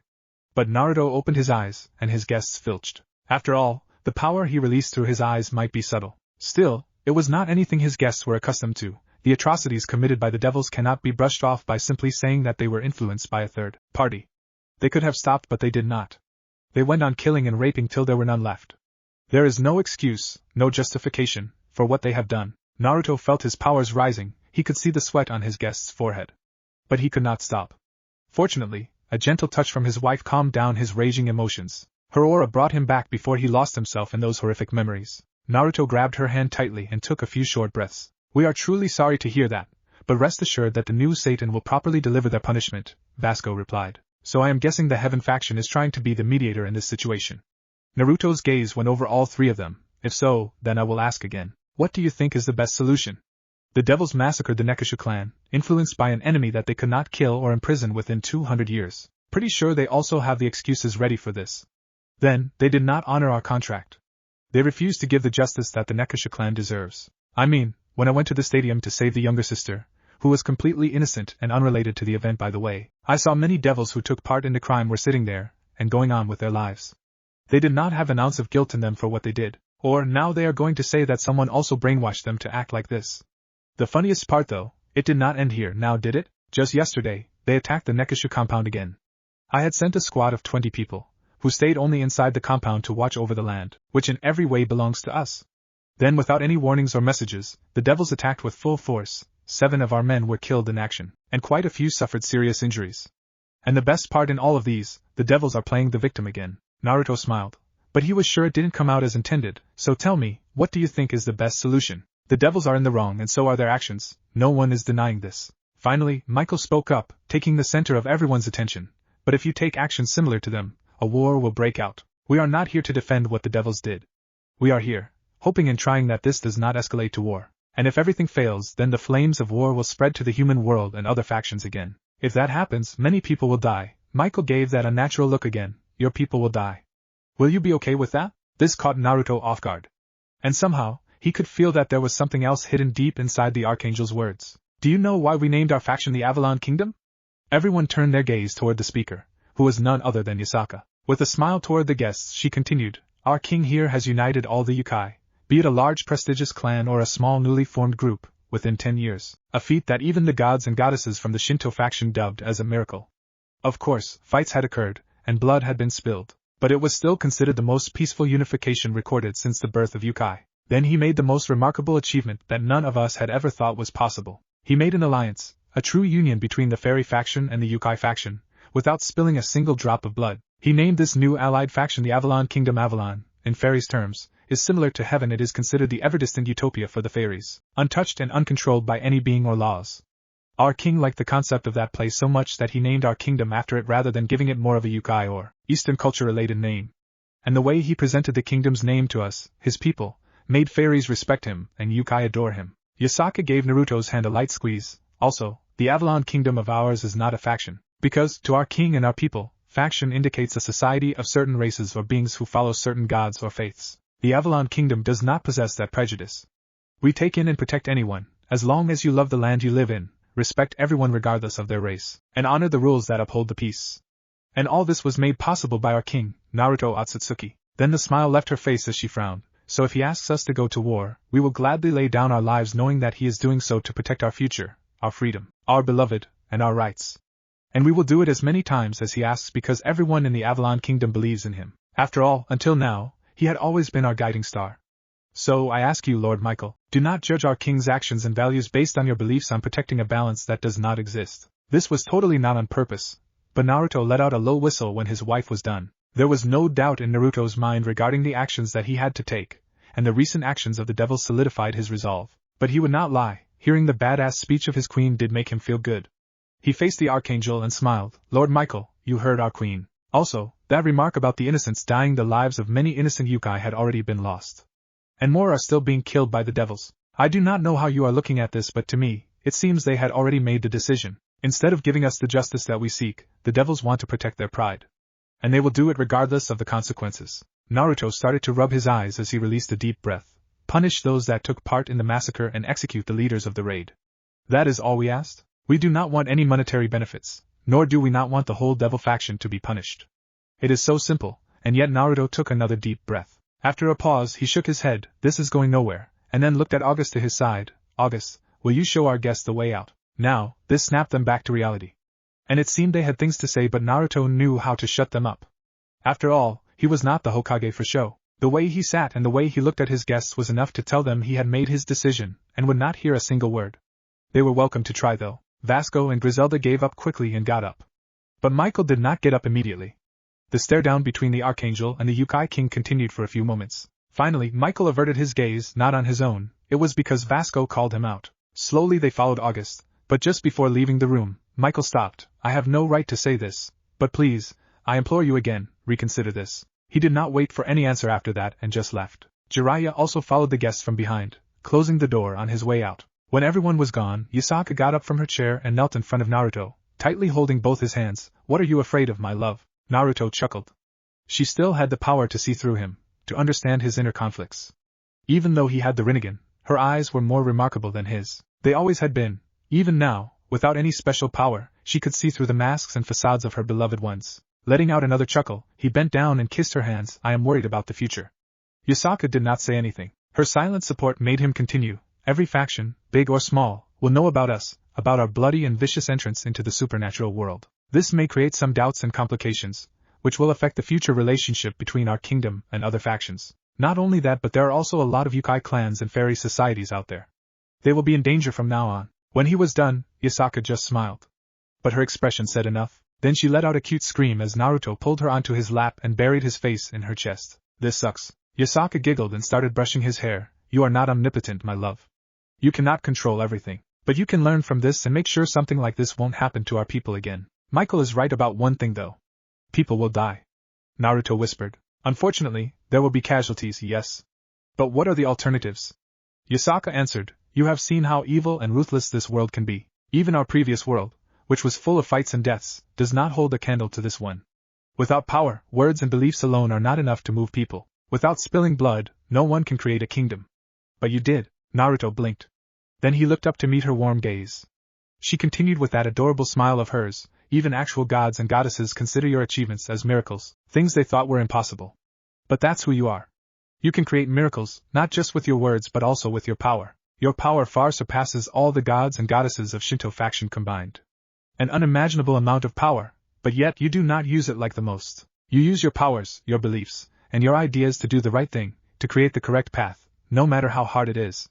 You always had, and I know that you will do the same this time as well. She kissed his forehead, and then slowly got up from his lap. Dirty politics is not your specialty, my love. Leave that to us. You just sit down and create your miracles. Yasaka giggled again, and gently pulled him up from his chair. But you cannot create those miracles if you are not yourself. Do not fret over what anyone else says to you. They are not you. They have limited vision, faulty beliefs. So, forget about those and, she poked her chest, listen to your heart. You will do the right thing. The silence this time was comforting. Then suddenly, without a word, Naruto hugged his wife. She returned the hug, and they just stood there like this for a couple of minutes. Finally, Yasaka tugged his jacket. After a tight squeeze, he reluctantly broke the hug. I love you, so much that's the first thing he said. He gave her a gentle kiss after his statement. It seems I need to change some of our plans. Yasaka raised an eyebrow after hearing that, whose cheeks were lightly pink right now. Naruto just laughed and gave her another kiss. You're right. I have been overthinking this too much. It is time I handle this situation Naruto style. The underworld. Roigun Belphegor, former head of the Belphegor clan and the second ranker of the raiding games, was monitoring the devil squads with an exhausted face. All the top raiding game champions were called and was asked to act as the overseers of the devil army stationed at the Nekashu compound. While most of the devils in the army were alert, none knew the depth of the situation they were in. She was in the stadium. She saw with her own eyes the state their mighty Sirs ex Lucifer was put into by the Youkai King, and now the devils were poking the already angered dragon. Roigun looked at the moon. For some reason, to her, the color of the moon seemed to be different from the usual crimson color. It was like looking at a blood-stained eye. And the moon was like that after the declaration of the Youkai King. Or maybe it was just her. Everything was escalating too fast and not in a good direction. The day the Youkai King gave the ultimatum, the Zekrom Bales group immediately went to work. A gag order was given to conceal the fact that the one and only Surzex Lucifer had been put into a coma by an enemy.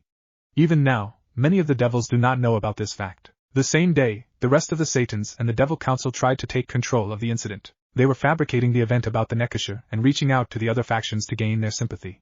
But the Avalon Kingdom was one step ahead of them. From what she had heard, the next 2 days, the devil persisted in this approach.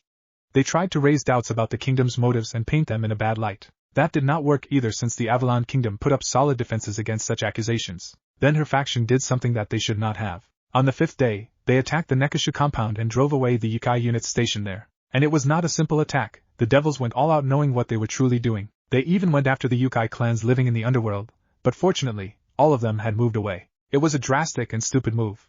Anyone could tell that the devils had invaded foreign lands and occupied those lands without giving any declarations. There was no logic, no reason behind such action. No, there was a reason. It was fear. Fear of other factions siding with the kingdom if the devil faction showed any weaknesses. Fear of Avalon Kingdom harming their faction. And most importantly, it was the fear of losing against such a small and newly formed faction. This attack of their faction was nothing but an act of provocation toward the Youkai King, and it was done deliberately. And that action showed her what path her faction had chosen. They had chosen war. Somehow, this did not surprise her. Lives would be lost because of these selfish acts. Roygun had no doubt about it. The easiest way to solve this was to give justice to the Nekashu. The solution was simple, but not the execution, since somehow, many nobles got tangled in this. Now the higher-ups were blaming the old Satans, saying that they influenced the devils. But she knew no one was going to buy this justification. Even she did not fall for such a blatant lie. After all, if it were so easy to influence the devils, then the old Satan faction would have easily won the civil war. Roygun could see why such actions were being taken, and she was sure so could the reasonable devils. Bale clan wanted to protect the status quo, and they thought the only way to do so was to protect those nobles, since some of them were pretty high up. They also want to maintain the pride of the devils to satisfy the general populace, and this was their absurd solution, to force the Avalon Kingdom to come to an agreement that would benefit the devils most. She also heard that to have more power on their side, they had a meeting with the Heaven faction and the Grigori. In other words, the Bale clan was trying to pull the other two sides of the three faction into this mess. Even they, the rating game champions, were not excluded. Zekrom knew the corruption inside the rating game from the start, but he did not stop it. Why would he? After all, because of this, he had control over most of the champions. Unfortunately, all of them were too deep into the rating game corruption to go against his words, except for Diehauser Belial. But she was sure that even though Diehauser was clean, the old fox had other ways to have control over the #1 rating game champion. But this was not the worst part. They had to bring in their entire team. Now, this was what made Roygun angry. She was ready to die for her foolishness, but she would refuse to let any harm come to any of her peerages. She would do anything to protect them. Unfortunately, she knew that the world did not work that way. Not everyone had the luxury to hold their own fates in their hands. Lady Roygun, the unit is in position. Her queen, her surrogate younger sister, came to her side and started to read her the report. All of your peerage members are not having any problems with their positions. What about Bediz and Diehauser? Lord Bediz is making another patrol around the compound. And Lord Diehauser has returned to meet with Lord Ruvel. Her queen did not look at her report to answer those questions. The jobs of the rating game champions were simple: oversee the army units situated around the compound, inform the main army which was far away from the compound should they notice anything unusual, and they were to hold their position should there be an attack. So much exaggeration, Roygun sighed as she rubbed her forehead. At least she was able to take the position of the messenger, which was the last line of defense and furthest from the compound. She did not want her team to be anywhere near the compound. She even explicitly told her peerages to withdraw immediately should a fight break out, as she and her queen would protect their back. Return to your post. Hearing Roygun's command, her queen retreated. She opened the map again. There were 4 units, consisting of around a few hundred troops, stationed on the 4 sides of the compound. There was also an extra unit of 100 devils. Their job was to circle the compound, and the main army was roughly a few hundred kilometers away from them, just outside of their border. Suddenly she felt it. The chill on her spine. The wind around her quieted down. She followed her instinct and looked up from the map, toward the sky, and she blinked. Right on top of the compound, there was a flying ship, 1/4 the size of the compound. It's the enemy. The shout was not even finished. Shots were fired, seemingly from all sides of the ship. And just moments later, she could see fires engulfing all the areas where their armies were stationed. She quickly turned around to see the place where her peerages were also on fire. Without a second thought, she rushed there. She looked back when she heard the massive explosion. The ship was down. But before she could rejoice, 4 more emerged out of nowhere and took the fallen one's place. And they also immediately started firing. She could hear the screams of outrage, soon turning into cries for help. But she did not care, she had her own peerages to save. She almost made it to the camp without any problem. But at the very end, a single Youkai stood there, blocking her path. She did not care about her opponent, as she threw a sizable explosive energy blast.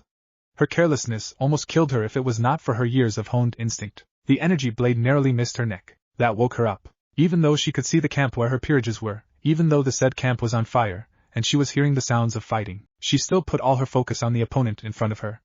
Her senses were telling her that one wrong move and the match would be over. After all, if the blade was aiming for her chest, she would not have come out scot-free. She started examining the woman in front of her. Her opponent was strong, no doubt about it, seeing how the blue-colored lightning was smoothly dancing around her body. But it was not the powerful lightning or her beauty that took her focus. It was the look on her opponent's face and her stance. Her stance told Roygun that it would be a fight to the death. With a defeated sigh, she introduced herself, Roygun Belphegor, the second ranker of the raiding games. Magari, head of the Nekomata clan. Once again, her instinct managed to save her from another fatal strike. This time the Nekomata aimed at her eyes. And she did not stop there. The attacks kept coming, and even though she was fast, her opponent was quicker and swifter. After getting 2 more shallow cuts, she released a burst of power to get some distance, and immediately readied her special magic. One of her specialties was earth magic, and due to the usage of her king piece, she had gained immense demonic power, which she used to unlock various powerful branches of earth magic. She immediately created tens of strong golems, all of which surrounded her to create a wall around her. But she was once again surprised by how precise the attack of that Nekomata was. She hit all the vital points of a golem, all the while dodging the onslaught of the golem's attacks. They were slow, but not this much as to how her opponent was showing. With astonishing speed and precision, she took down her golem wall within mere 10 seconds. But those 10 seconds were enough for her. Crack whip. Crack magic was the specialty of the Belphegor clan. And as a member of the Belphegor clan, Roygun has shown incredible mastery in creating a tear on anything, even if it was flesh. But the problem was that to do so, she either would need her opponent to stay still for 1 second, or she would have to touch her opponent to have her magic take effect directly. Fortunately, she was able to improve crack magic further. Even though she needed to use the king piece, the whip she created using her crack magic not only gave her the extra reach she needed, but also the movement of the whip was quite unpredictable, meaning it was not so easy to dodge. Right now, she only needed to land one solid blow to win the match. But the speed and the agility of her opponent were nothing to scoff at. So, the battle was all about who could land first lethal hit. 5 minutes. It took 5 whole minutes to land her first decisive blow on the Nekomata. Her opponent was not using the lightning to move around, she was also using the same lightning to create blades of different sizes to reach her. It seemed her opponent knew about her magic. She knew that if she were to touch Roygun's skin directly, she would be affected by the crack magic, so she tried to use a lightning-based elemental weapon to strike her. Fortunately for Roygun, her crack magic was affecting her opponent's lightning attacks as well. Otherwise, she would have lost long ago, but her opponent was a fast learner. She kept hitting the same places so many times that the magic she used to coat her skin was wearing down faster than she was comfortable with, and she was moving so fast that her attack could not keep up with her. The precision of her attacks and the flexibility of her movements, they were insane. She was able to hit her a few times, but they were only grazes. But finally, she was able to land a solid hit. Magari faltered, and it gave her the perfect opportunity to take the next shot to finish this match. But then it happened again.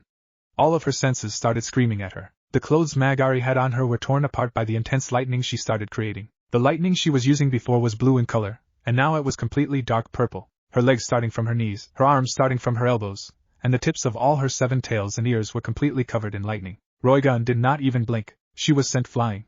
She immediately tried to reinforce her body and adjust herself in midair, but a solid kick on her throat broke her concentration. And it was the brutal attack on her head that told her that she was going to die. No questions about it. Her magic was not fast enough to affect her opponent, but even with all the odds against her, she did not give up. She could not. She kept trying to reinforce and replenish her magic using the full power of her king piece, but it was futile. Her magic was depleting faster than she could replenish, and the injuries were now becoming more fatal. As her vision started to blur, she tried to concentrate her senses on the camp. At least, she wanted to make sure that her peerages made it out alive. And suddenly, the attack stopped. She blinked a few times to adjust her vision as she shakily tried to take a defensive stance. When she could finally focus on Magari, she saw that her opponent also had a surprised look on her face. And the reason was that her lightning was gone. Then she felt him beside her. "Sorry I'm late," Daihauser said. Immediately, the Nekomata jumped back. Not because of Daihauser but because flames consumed the area she was standing on. "Ruvel," she shouted, her voice hoarse. The next heir of the Phoenix clan did not turn to look at her as he pressed on the attack. Another loud explosion took away her focus. She looked up, and her jaw dropped slightly. Eve, the fabled flying warship, was here. She never saw it this up close. It was easily 10 times the size of the Youkai bombarding ships. Another huge sound came from the warship, and she looked ahead to see another of the Youkai ship was destroyed in an instant. The remaining 2 Youkai ships started focusing their fires on their warship, but it seemed it had an energy barrier that was properly shielding the ship. The main army has already started moving. Roigun raised her eyebrows at the statement. Daihauser just nodded at her and then looked in front. Her lightning ability is powerful, but the concept is simple. She understood what he meant. As a member of the House of Belial, Daihauser was able to nullify the abilities of people or objects. However, he first had to understand the concepts of the ability in order to render it worthless. The more complicated the concept behind the ability was, the more time it would take for him to use his ability. But if the concept were simple, it would take mere seconds, just like how it literally took him 2 seconds to cut down her golem wall in one of the raiding games. She turned to look at the Nikomata, who was having a hard time defending against Ruvel without her lightning powers. It seemed her lightning element was not complex for Daihauser to decipher. Still, Mito Zangetsu. She felt a unique energy. It came out of nowhere. She looked up, at the source of the power. The warship that changed the tides of the early battles in the Civil War, the warship that took the hits of the old Satans and still survived, was collapsing. There was a black orb in the middle of the warship, and it was slowly increasing in size while destroying the ship and pulling everything inside of it. It looked like a small black hole. Suddenly her scenery changed. She blinked. There was nothing in the sky now.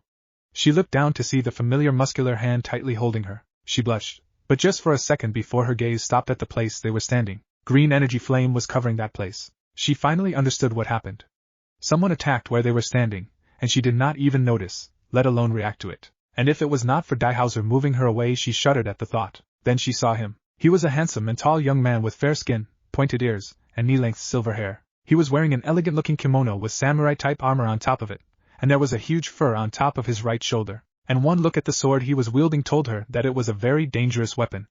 Yet it was the wielder that scared her. As the green fire dissipated, her eyes landed on the kneeling Ruvel, who was just a few feet away from the dangerous man. It seemed to her that he got caught in the fire attack at point-blank range.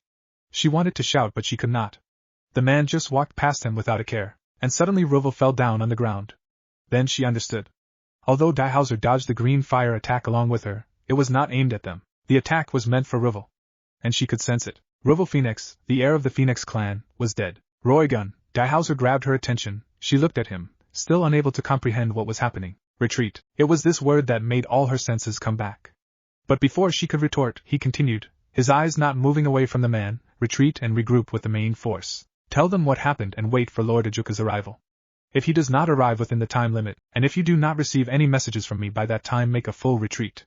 Do not wait for anyone other than Lord Ajuka. Roigun wanted to object. She wanted to stay. She knew Daihauser was a Satan-class devil and was a monster even by their terms, and it was all his power unlike her. But the man in front of them was dangerous. She could feel it. The fights between these two individuals would only end with one of them dying. Go, she did not want to. She did not want to lose any more of her precious people. But she had no choice. She stood on her toes and kissed him on the cheek before leaving the place, and the moment she was out of their sight, she heard an explosion. She choked on a sob. Someone, stop this nightmare. The Youkai King, wow, I didn't think he would be putting so many conditions. It seems he still has his issues over fate. Amaterasu chuckled at Naruto's sheepish expression as he was reading the report. They were at the last stage of her grand plan to reincarnate Naruto. Naruto's body was completed, and he was thrilled with the final outcome. Now, all that was left was to confirm the bodies of the other 3 souls she brought, and where and how they would be reborn. For Naruto, since he was reincarnating, all he had to do was to take over the body she had created. The soul and the body would take time to adjust, meaning that the process of reincarnation was not instantaneous. It would take some time for him to wake up in his new body, maybe a couple of days to a month at most. After that, his reincarnation would be considered completed. Of course, he would need some extra time to get used to his new body and power. But she was sure that would not take long. But the rest of the souls she brought would have to start over from the beginning, meaning all the way from infancy. Well, in most cases, since Jiraiya, Naruto's mentor and godfather from his previous world, chose a Youkai that not only was perfect for his personality but also bypassed this big hurdle, somewhat. He was quite the crafty one if she was being honest. Well, as you can see, I am also giving them the choice. Anything they want, as long as it is under our jurisdiction. After all, like you, they are our special guests. Amaterasu leaned back onto her chair, and for your friend here, although he has the most conditions, they are not that hard to grant. I mean, if you summarize everything, he wants 2 simple things. First, he wants to be the firstborn of a strong but friendly clan patriarch. Second is that he does not want us to interfere with his life. He wants to create his own path, his own fate, as he liked to say. Naruto started rubbing the back of his head. I guess I can see where he is coming from. Well, as long as he is happy with it. He put down that report and went for another one, but I do wonder how well things will go for him. I mean, it would suck if he would become a broody asshole again like his early childhood. Naruto's hand stopped midway. Well, I will just give him another beating and talking if that happens. I mean, he turned out great after my talk no jutsu. Amaterasu delicately raised one eyebrow at Naruto but did not comment. But before Naruto could read the following report, Susanoo barged in. Amaterasu, it's a disaster. Izanagi came back. For a moment, she was utterly stunned. But when she finally registered the words, she abruptly stood up from her chair. This is not possible. Is there something wrong? Naruto asked very politely as he put down the report. She and Susanoo looked at him, and then back at each other. She understood from the eye contact that it was up to her whether to tell Naruto about the situation or not. Sit, Susanoo. She waved her hand, conjuring another chair beside Naruto, and locking the door simultaneously. Sitting down, she looked at Naruto. Can you wait for a moment? Should I leave? There is no need. Amaterasu sighed. If this is true, then we may need your help, much sooner than we expected. Naruto nodded in acknowledgement. Amaterasu looked at Susanoo, who had been quiet until now, and finally started speaking. Our mother's shrine, the Izanagi Shrine, located at Hyogo Prefecture, was just invaded. I have already sent a platoon, but from the message we received, I do not think we will find any survivors by the time they will reach there. Fortunately, the head Miko was able to send a fully detailed report of the attack. With that, Susanoo took out a glowing orb, and he gave it to Amaterasu. A memory container, Amaterasu sighed. Before activating the memory container, Amaterasu looked at Naruto, who just smiled back and shook his head. Receiving a positive response, Amaterasu channeled some of her powers into the orb. The memory container immediately started displaying what had transpired to all of them. The first thing they saw was the fierce fight in the temple courtyard. A fight where the Mikas were losing. What surprised Amaterasu was that both the Youkai and humans were attacking their sacred temple. The scene switched and tried to give them an aerial view of the fight but could only maintain it for merely a few seconds before losing focus. For the next few moments, various scenes showed as if the Miko who shared her memory was trying to find someone. And finally, she succeeded. The power was so vile that it could be felt from the memory. And the person shrouded by such abominable aura turned to face the Miko, and immediately everything went black. It's him. She did not want to believe it, but she could never mistake her father's power no matter what skin he wore. There was a pause, but only for a few seconds. Susanoo, alert everyone. There is no reason to hide his return. Also, I want you to check with both the West Youkai faction and the East Youkai faction and find out which Youkai clans defected to his side. She paused momentarily. You may want to talk with Tsukuyomi as well. Ask him if he can find out why humans were in the attack. Susanoo nodded, but he did not leave immediately. And she understood why. Let me talk to him alone. Releasing a deep breath, Susanoo nodded once again and he left the room. I believe you. That statement shocked Amaterasu. Naruto chuckled. If you think that I will accuse you of bringing me all the way here to just fight for you, and right from the start, and that I will accuse you and the Shinto faction of this deception, then you are wrong. I don't want to brag, but I think I am quite good at reading others, most of the time, Naruto added with a sheepish chuckle. Thank you, Amaterasu whispered. She truly feared that Naruto would lose trust in her and the Shinto faction for what she would ask him. I know that I should properly tell you the history of Izanagi and us, and why this is such a big deal for us. The short version will be fine. Amaterasu looked at Naruto. Sometimes, his maturity in grasping situations would surprise even her. Thank you again for understanding. Amaterasu paused as she quickly arranged the words in her head. Izanagi is our father. Seeing Naruto quietly listening, she continued, he was not the best god or parent, but he was a good one, better than many, to be honest. Unfortunately, a terrible event and injustice befell upon our parents, which led to the tragic death of our mother, his wife, Izanami. Izanagi never got over her death. Over time, it only worsened. We should have noticed it, the signs were there. Finally, he could not take it anymore and decided to revive Izanami at any cost. Now you must understand that she was not a normal goddess. She was a primordial entity, and reviving her would mean bringing disasters of an apocalyptic level to the world and all the realms connected to it. And it would have resulted in a faction war? The realization hit Naruto. And the end of our faction. Amaterasu nodded.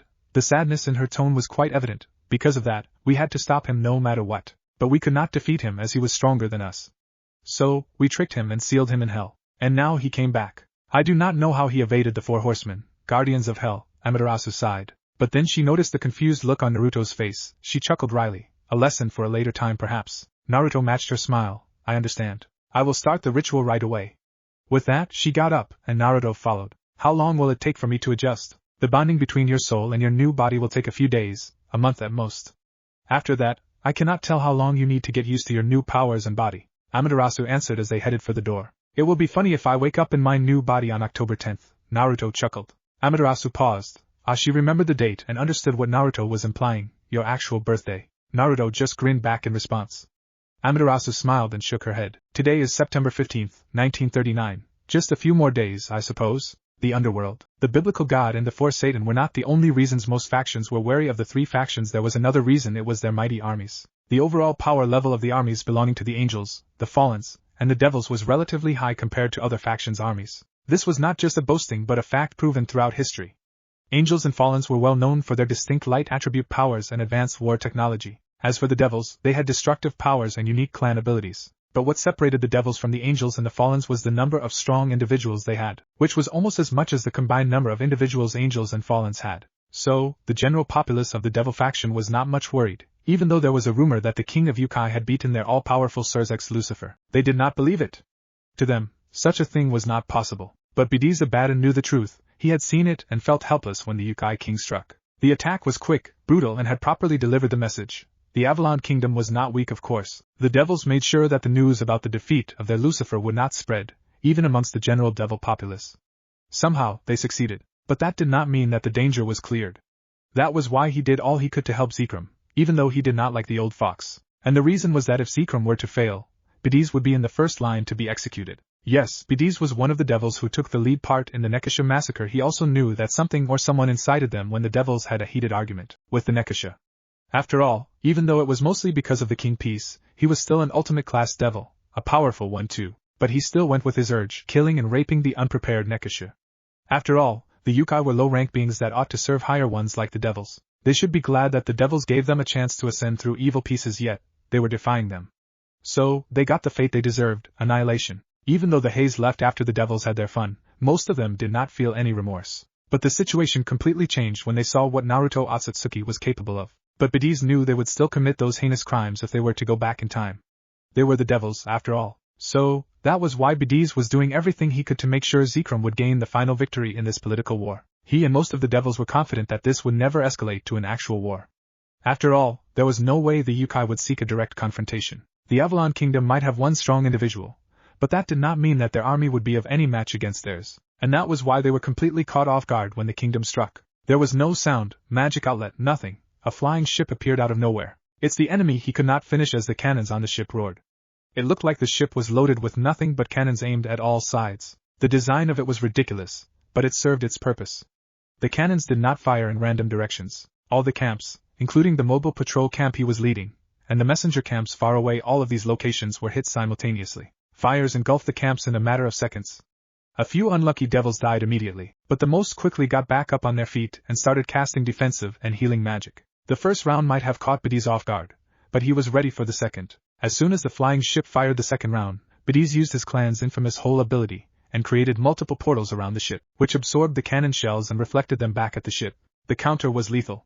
The ship was destroyed. But before he could even release his next breath, 4 more ships appeared, and they, similar to the first one, fired accurately and simultaneously. This time there were just too many. So, Bediz concentrated his powers around him. He could see many other strong devils also put up shields or barriers all around, but it was not enough. Quite soon, the screams of outrage turned into cries for help. But he did not care. Fall back! He shouted at the unit. The patrol unit members understood that their first line of defense had fallen, and if they did not retreat, they would just add to the body count. And it seemed they were not the only ones with a similar idea. Retreat! Retreat! The command started echoing throughout the whole area. Bediz did not know how the others would retreat, nor did he care. He might have helped them if they were not cornered like this. But his focus was disrupted by a loud noise. He looked to his side, to the source of the noise, and he blinked. His queen was missing his head. He looked around, and suddenly realized that many of the patrol unit members either had a huge hole in their chests, or their heads were missing. Snee, the second in command of the patrol unit, could not even utter his last word, as he suffered the same fate as his queen. It was then that Bediz realized that if it were not for his strong defense magic on his body, he would have been the same. He immediately created tons of portal-based shields in front of him and his unit, or whatever was left of it. Then, he saw them, the kingdom's army, the so-called low-rank Youkai military. Bediz had never seen the actual Youkai military before, but he had heard about them. They would mainly rely on their Youkai magic or clan magic, but compared to the devil magic, the Youkai magic lacked destructive power. As for their gears, they would wear different types of traditional clothes with katana, naginata, or mace as a weapon depending on the characteristics of the Youkai. But what he heard and what he was seeing, it was not matching up. All the Youkais coming out from the Nekashu compound wore full black clothing, a gray flak jacket, and metal arm and leg guards. They were also armed to the teeth, from swords to guns to magical scrolls. They were carrying various kinds and sizes of weapons, but their animal-styled porcelain masks caught his eyes, and for some reason, he found the masks menacing. And then they attacked. Some were using various types of guns combined with other weapons, while some were casting spells. And the way they were casting spells surprised Bidis. Yujitsu was the Youkai form of spellcraft, and was mainly unique to the Youkai, but compared to the devil magic, not only was it less destructive, but it also would take a longer time to cast since the Youkai had to write the magic words physically. Even though the magic words did not need any medium to write on, it was slower than the devil magic, which was mostly instantaneous. That was what Bidis thought. Unfortunately, it seemed he was wrong again. The Youkais weren't writing words to cast spells, they were making hand signs. Not only were they fast, but they were also making hand signs while they were moving around. This was unheard of. But this was not the time to falter. Bidis boosted his demonic powers using the King Piece and created a massive portal above the Nekashu compound, intending to wipe out the place completely. He knew his allies would be caught up in the blast, but he cared less. Right now, all he wanted was to stop the Youkai at all costs. Dragon Strike. Blue streams of lightning came out from the Nekashu compound and eventually took the shape of a vicious-looking dragon. But instead of striking the portal above, it charged right at him. Bidis immediately released the portal above the compound, and created another strong one in front of him to defend him against the attack. At first, he thought that the portal was strong enough to reflect the attack. Unfortunately, when the attack landed on his portal, he felt the blow to his power. He knew it was not enough to defend, let alone reflect the attack, and immediately he started pouring more and more energy into his already cracked portal. It felt like an eternity to him before he began to see the attack withering. But he did not relax because he still could feel the pulse of the technique through his bones. One wrong move, and he knew things would not end well for him. And finally, the attack died down. His hands were shaking, and his breathing was unstable.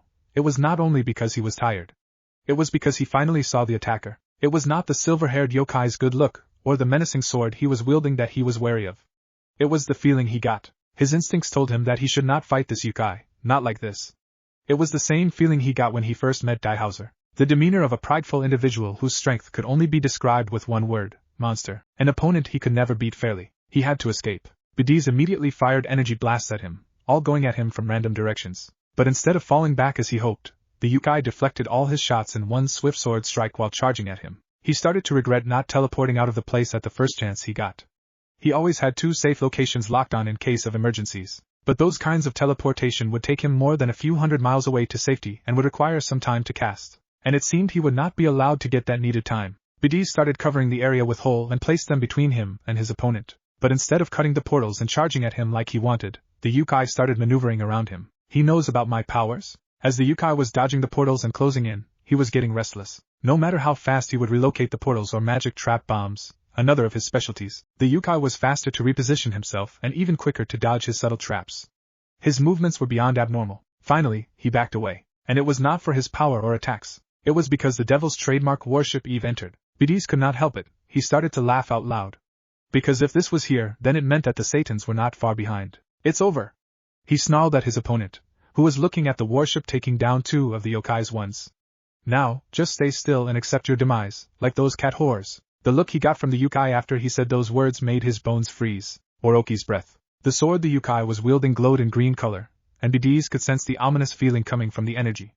And then the Youkai swiped his sword. A massive amount of green fire came out from the weapon and once again took the shape of an Eastern-type dragon. Bidis immediately started creating portal after portal in front of him, simultaneously moving back to create distance. But to his horror, all the portals were being easily crushed one by one as if they were made of fragile glass. He knew that the attack was strong, but this was absurd. This attack was not anything like the first one. A moment later, he finally understood that he would not be able to outrun this attack. He immediately made his decision and stood his ground. He poured everything he had into his whole ability, and created the strongest portal he could. Don't get carried away, he shouted as the energy attack hit his reflective shield, to think that he would have to go all out against a mere Youkai. He could feel he was being pushed back, but he knew he could block it and reflect the attack. He was Bidis Abaddon, the 3rd ranker of the raiding game and an ultimate-class devil. There was no way a no-named Youkai was going to beat him. What the? But his power was not enough as reality finally hit him. The shield shattered, but he was able to move away at the last moment through a short-distance teleportation. It took every ounce of power he had to cast that. Still, it was not enough to save all of him. Ay! He screamed at the sky as his left hand reached for his right one but found nothing. He could see that the right side of his vision was blurred. He tried to stand but could not. He knew he had to look down to see the state of his body, but he was too scared to. But all was not lost yet. He took out a phoenix tear with a shaking hand and gulped it down. He could feel the regeneration power kicking in, and then it stopped. He blinked and tried to reach for his right hand, but it still was not there. It is not working. He choked on his own words. This was not real. His breathing became erratic, and he subconsciously started screaming again. But his muffled screaming stopped as right in front of his eyes, Eve was destroyed. One moment the warship looked unstoppable in its advance, and the next moment, it started falling. A single attack took down their so-called reinforcement. No! No! No! He started crawling the other way. He had to get out fast, he couldn't die like this. Someone! Anyone!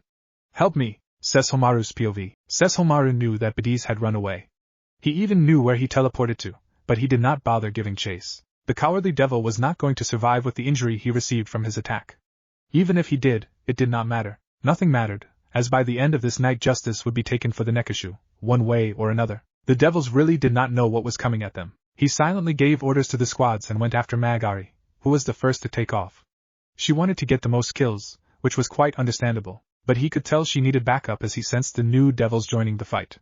After all, Daihauser was not someone whom Magari could take alone. As he was closing in on Magari, he saw all 4 of their flying ships falling. These ships were being piloted remotely. Not a single soul was on board since they knew that these ships would be going down fast. So, they used these empty ships as baits to lure out something more prominent, and something that would have some symbolic value for the devils. And they did. Sesshomaru stopped, and aimed his katana at the massive flying warship, Mito Zangetsu. The moment the attack left his katana, he started running again.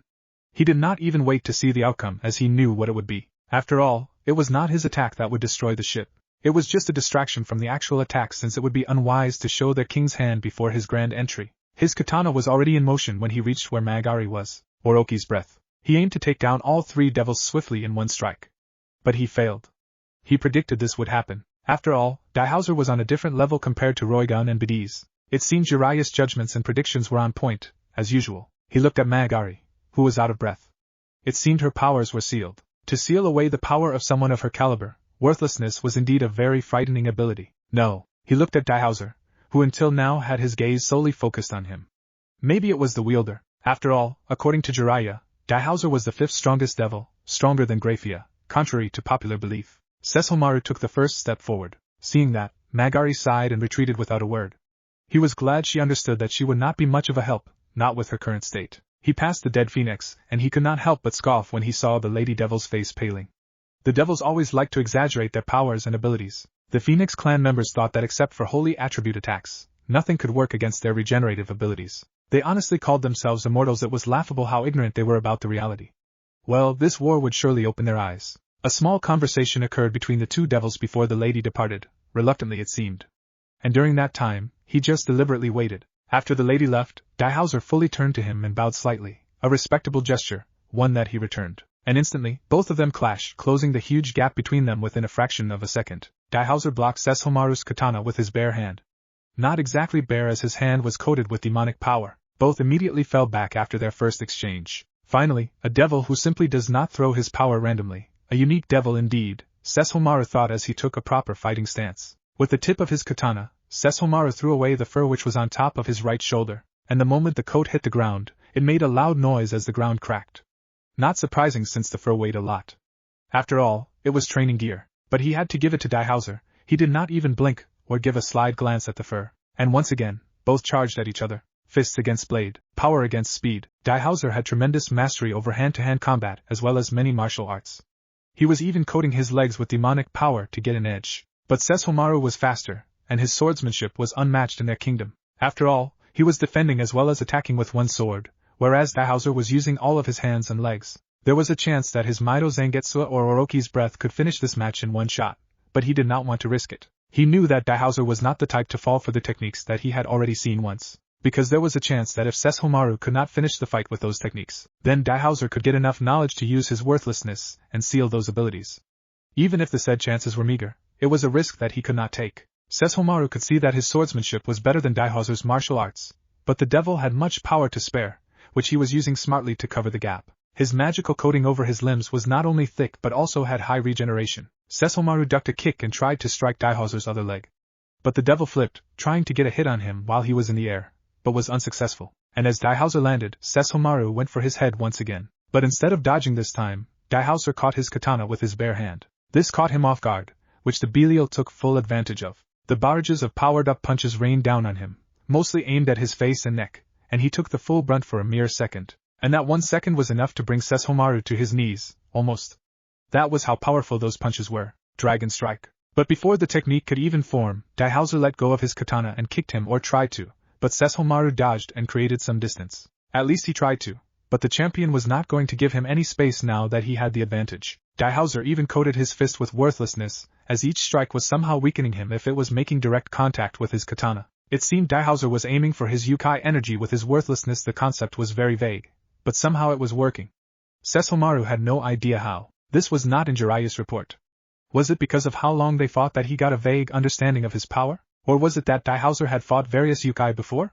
Maybe he understood the properties of basic Youkai energy and was waiting for the golden opportunity. A remarkable tactic but futile in the end. Daihauser stopped, not because he wanted to but because he was made to. Sesshomaru had another katana out, one that was releasing a high level of holy energy. Seeing his second katana and his new stance, Daihauser smiled, an exhausted and defeated smile.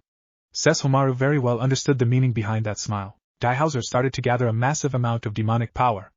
The Belial extended his arms forward, and an enormous orb appeared in front of his stretched arms. Sesshomaru easily sensed how much worthlessness Daihauser applied to his collected energy. It seemed to him that the rating game champion wanted to finish this with this last attack. It was his opponent's last resort.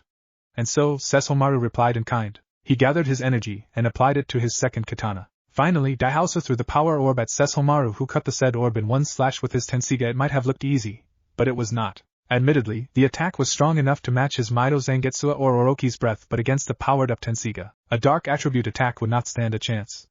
But even then, Sesshomaru had to put all his strength behind that single strike, to the point that his palm was bleeding because of how hard he had to hold the katana. But in the end, he won.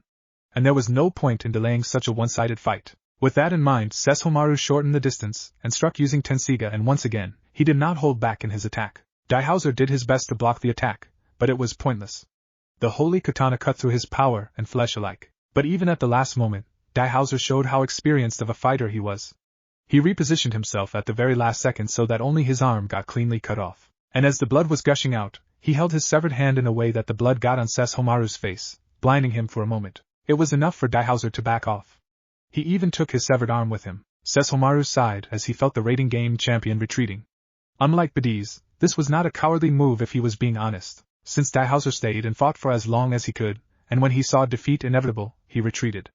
After all, defeat here meant death. But unfortunately for Daihauser, this was the outcome Sesshomaru wanted, because when the devils would see the state of their top champions, especially Daihauser, their morale would crumble, and so would their feeble pride. It was a wrong move from the devil's side to put their rating game champions on the front line. It was too easy for Jiraiya to find out about their signature move, their clan abilities, their specialties, and how they fight, since the recordings of the rating games were not that hard to obtain. So while the Youkai army knew about the devils, it was not the same case for the devils. Sesshomaru looked toward where he was sensing the main fight was going on.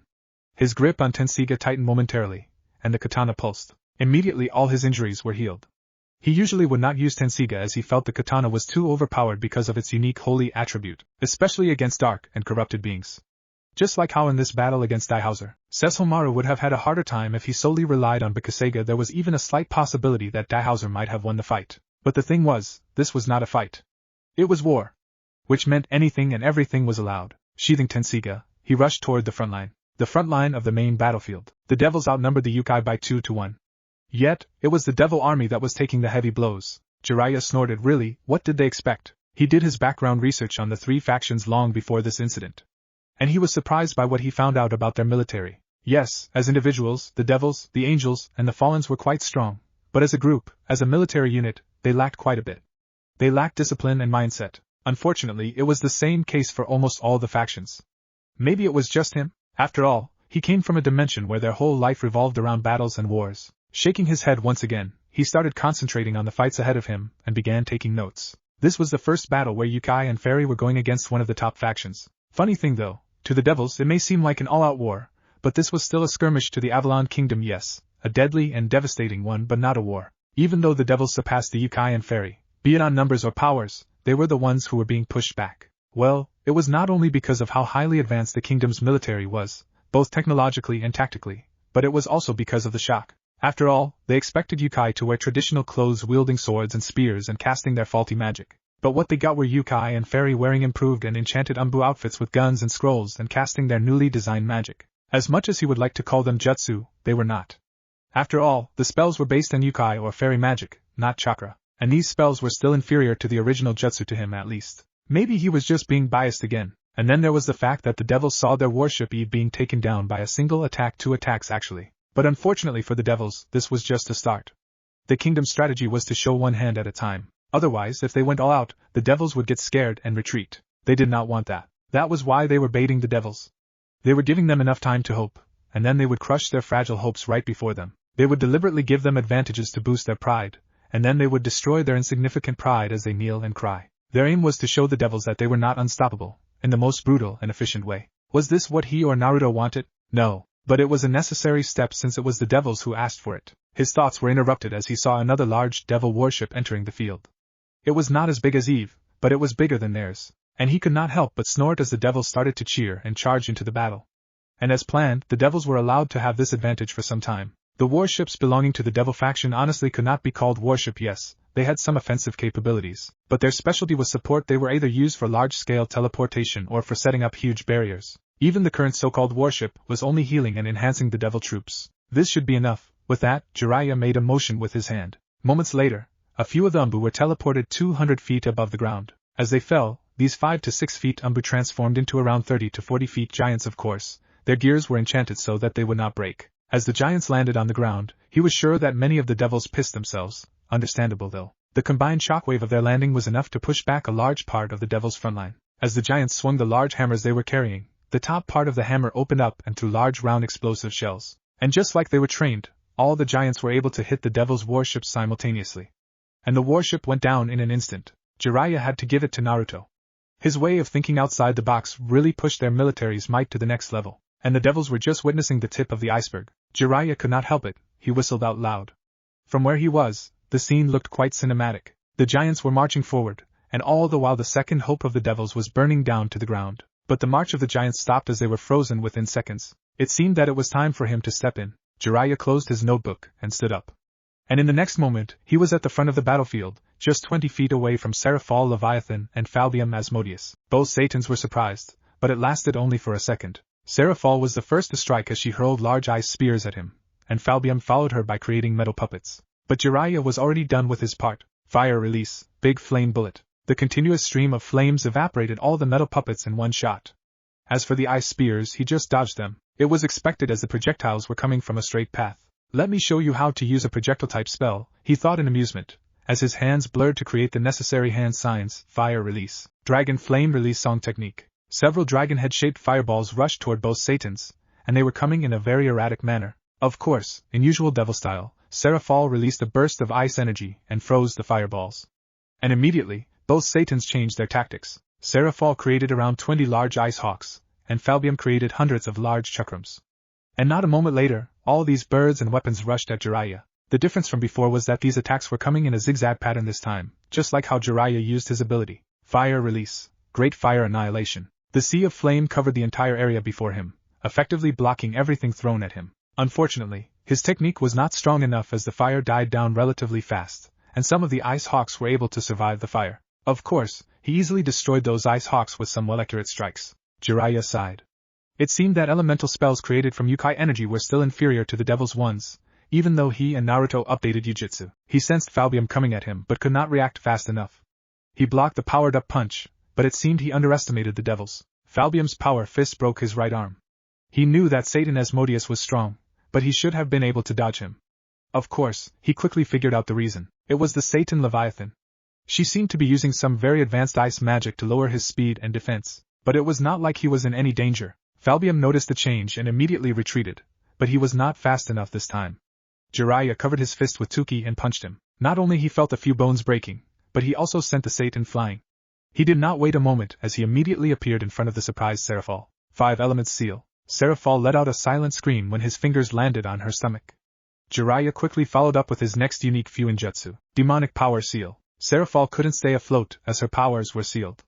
It was not a complete sealing. Jiraiya moved away from the Satan Leviathan and landed precisely where he was standing before. Jujutsu still lacked quite a bit compared to devil magic, especially in the elemental and old Youkai magic section. But it was a different case for Senjutsu and Fuinjutsu. He and Naruto were able to recreate these two types of jutsu, which were a lot similar to their old world. And to him, the highest level of these two types of techniques had caught up to the highest level of devil magic, or holy magic, but the problem was elsewhere. Many could use senjutsu, but only a handful could use sage mode and very few could use just the basic of fuinjutsu, let alone the advanced section of it. The two Satans got up. It took them less than 9 seconds.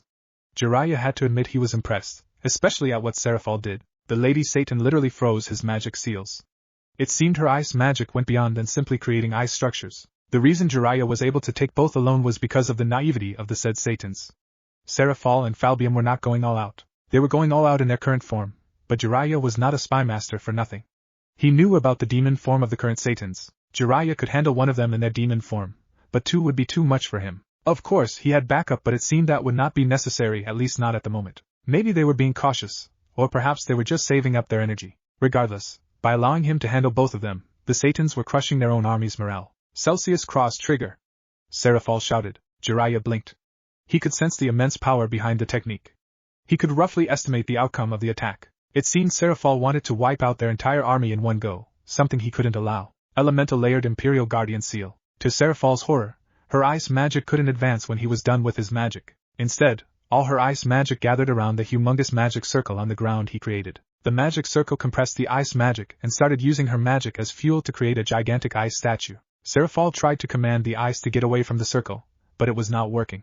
In the end, Jiraiya used her signature technique to create a giant Susanoo made of ice. Who said you need Sharingan to have a Susanoo? Jiraiya snorted, but his Susanoo could take only 3 steps before it shattered. Jiraiya did not need to look at the source, he felt him coming from miles away. It seems the royal cavalry has arrived. Jiraiya laughed. Indeed, Ajuka Beelzebub had arrived, and with him came the main devil army, consisting of even clan heads and their private armies, just what he wanted. Well, technically, he created the Susanoo so the devils could see where to come. It was more like a final touch-up of his grand entrance. As Ajuka was raising his arm, Jiraiya put his hands up quickly in a surrendering motion. Whoa, calm down. Then he folded his fingers, except for his index fingers as they were now pointing upwards. I am not your opponent. Jiraiya could see all 3 Satans' eyes widening as they looked up where he was pointing. Naruto Otsutsuki had entered the battlefield. Naruto's POV. Naruto was here from the very beginning. He saw his army killing the devils and, at the same time, dying at the hands of the devils. He saw everything. He could have ended all the fights if he entered earlier, but he did not. He could not.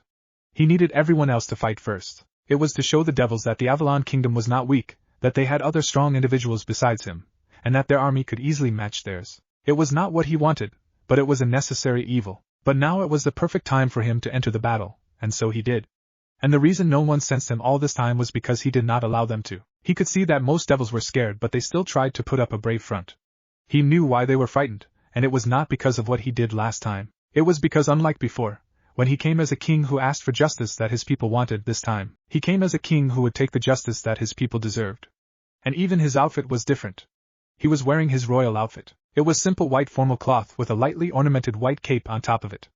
And on the cape, in kanji, the first king was written vertically down. Of course, he was not wearing any crowns or excessive jewelry, but he looked intimidating even with this simple clothing. And that was the point. After all, this time, he came as a king who was going to conquer them. The first one to react, just as he thought, was Ajuka. The green-haired Satan created a giant serpent made of pure energy and threw it at him, who was floating around 100 feet above the ground. Naruto did not move from his spot. He closed his eyes and simply pointed at the attack with his index finger. And out of nowhere, the 40-feet-long energy serpent exploded.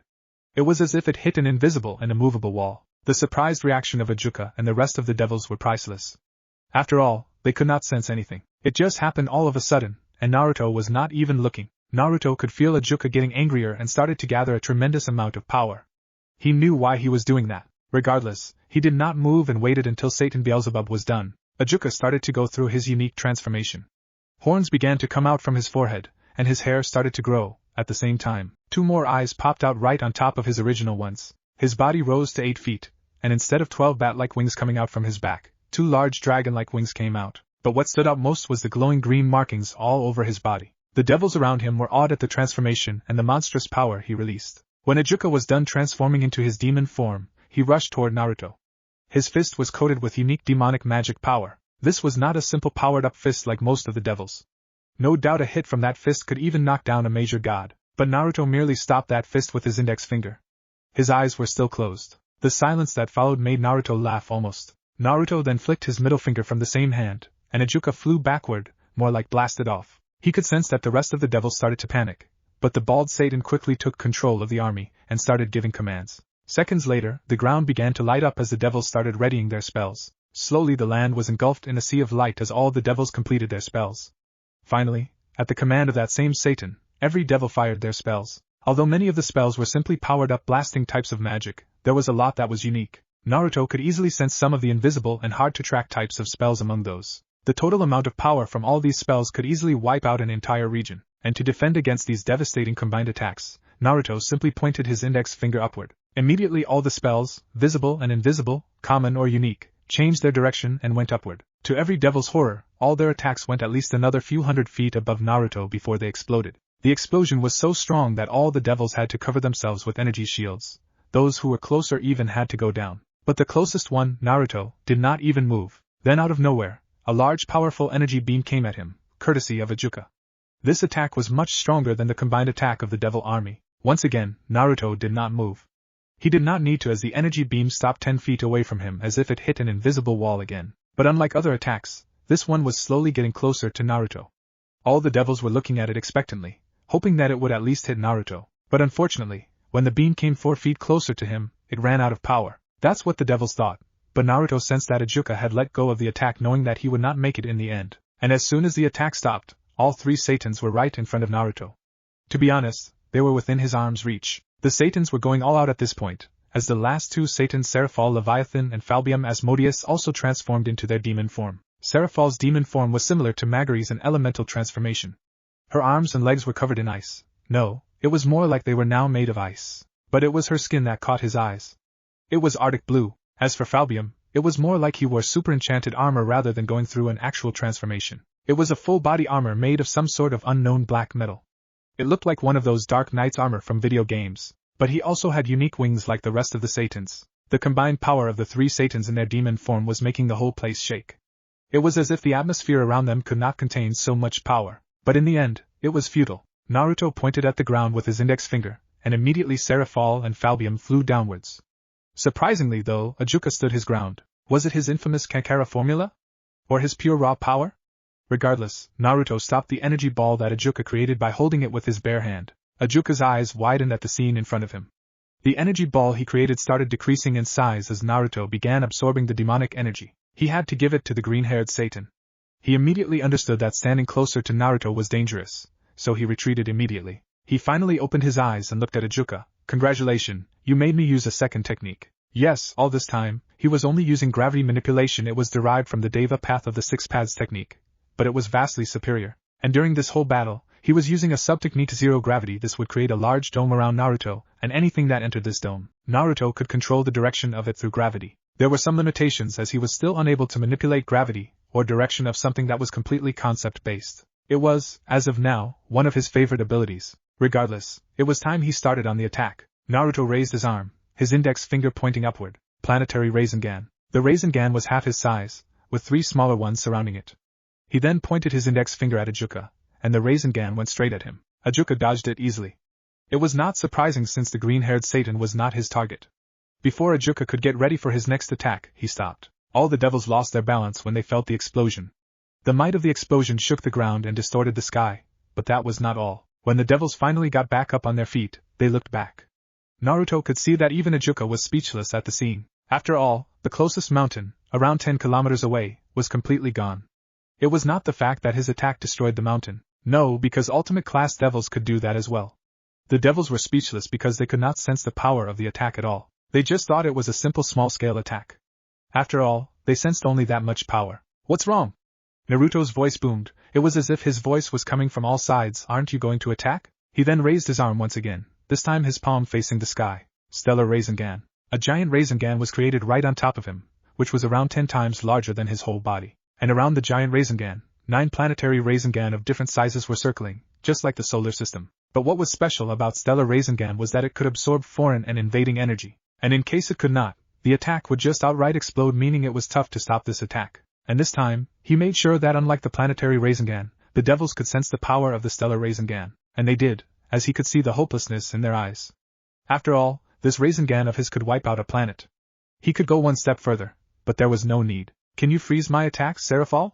How about you, Falbium, any tactics? No? Ajuka, you have your Kankara formula, right? Will that help? Naruto shifted his gaze from the Satans to the rest of the devils. How about all of you clan heads? You have something, right? After all, I am just a lowly Youkai who shouldn't be talking about justice and equality. Where are the pride and scorn you showed me at the stadium? A pause. Where is it? His Rasengan pulsed, just once. And the effect immediately took place.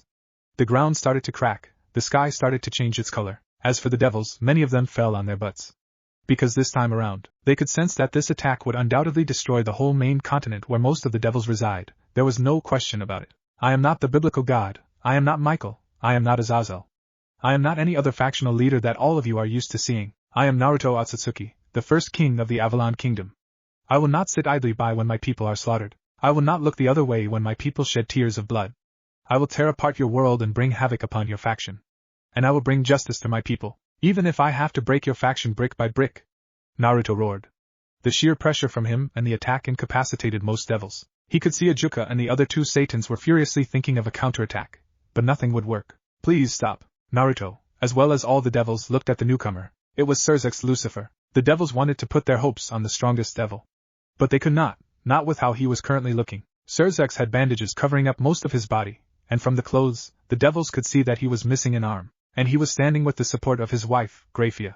This scene solidified the rumor of Surzek's being defeated by Naruto. Although quite a lot knew about it already, many did not, as the clan heads did their best to make sure this fact did not spread. But in the end, the truth finally came out, and that made the devils despair more. It does not have to end this way. The pleading tone of their Lucifer was not lost on anyone. And whose fault is it that it escalated to this far? Naruto stated, his voice completely emotionless. Surzek looked down. With a sigh, he looked back up and met Naruto's gaze. I will take full responsibility. It does not work that way, Surzek. Naruto interrupted him as he shook his head sideways. His gaze was just as cold as his voice. Try again. Surzek just held his gaze. A few seconds later, although it seemed hours for the devils, Surzek stepped forward. He was unsteady but gestured to his wife that he was fine. He took a few more steps. Finally, he extended his good arm and gathered his signature rune. The extinct immediately roars of cheers came from the devils as everyone started to power up, and then the silence came just as fast as Surzek struck down some specific devils behind him. It happened in an instant. Tens of devils just ceased to exist. This is my verdict. Surzek closed his eyes and gathered his energy, so much that all the devils were rooted on their spot in fear. The clan heads that took part in the Nekashu massacre will be stripped away of their position, and will be placed under house arrest for 50 years. The heirs and heiresses who took part will have to give up their evil pieces and be under house arrest for at least 10 years. And the ringleaders of the massacre will be facing execution, no matter who they are. Surzek once again met Naruto's gaze, but this time his eyes looked tired. Is that acceptable, King Otsutsuki? Naruto waved his hand, and the stellar Rasengan disappeared. But he made sure to keep the pressure on the devils. He then turned around and extended his other hand toward the Nekashu compound. For some moment, nothing happened. Then suddenly, the compound started to rise from the ground, and the land slowly started to break apart. Although the devils were alert, none took any actions. They simply could not. It took some time, but finally the broken pieces of the land formed into a giant 20-foot pillar with markings and words adorning it. Every year on May 15th, the day of the Nekashu massacre, all of you will come and pay respect to the dead, to the lives you have taken. Surzek nodded his head at Naruto's statement. We will do that. All of this could have been avoided if you had just put that repulsive pride of yours aside. Naruto sighed. He then closed his eyes and clapped. Outer path. Samsara of heavenly life technique. Naruto could see that everyone tensed at the translucent being that he summoned, some even tried to attack, but Surzek once again released his power to take control of the mass. It was understandable, as the summoned being was around 10 feet tall, and wore a traditional Oni mask. It did look quite intimidating.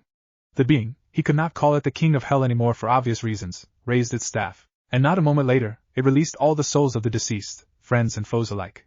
But only those that died in the war, not the ones that Surzek himself killed. Unfortunately, it was not the usual technique of the original Rinnegan. Outer path. Samsara of heavenly life technique was one of the original techniques he could not use because of the laws of this dimension since it had so many other gods and goddesses.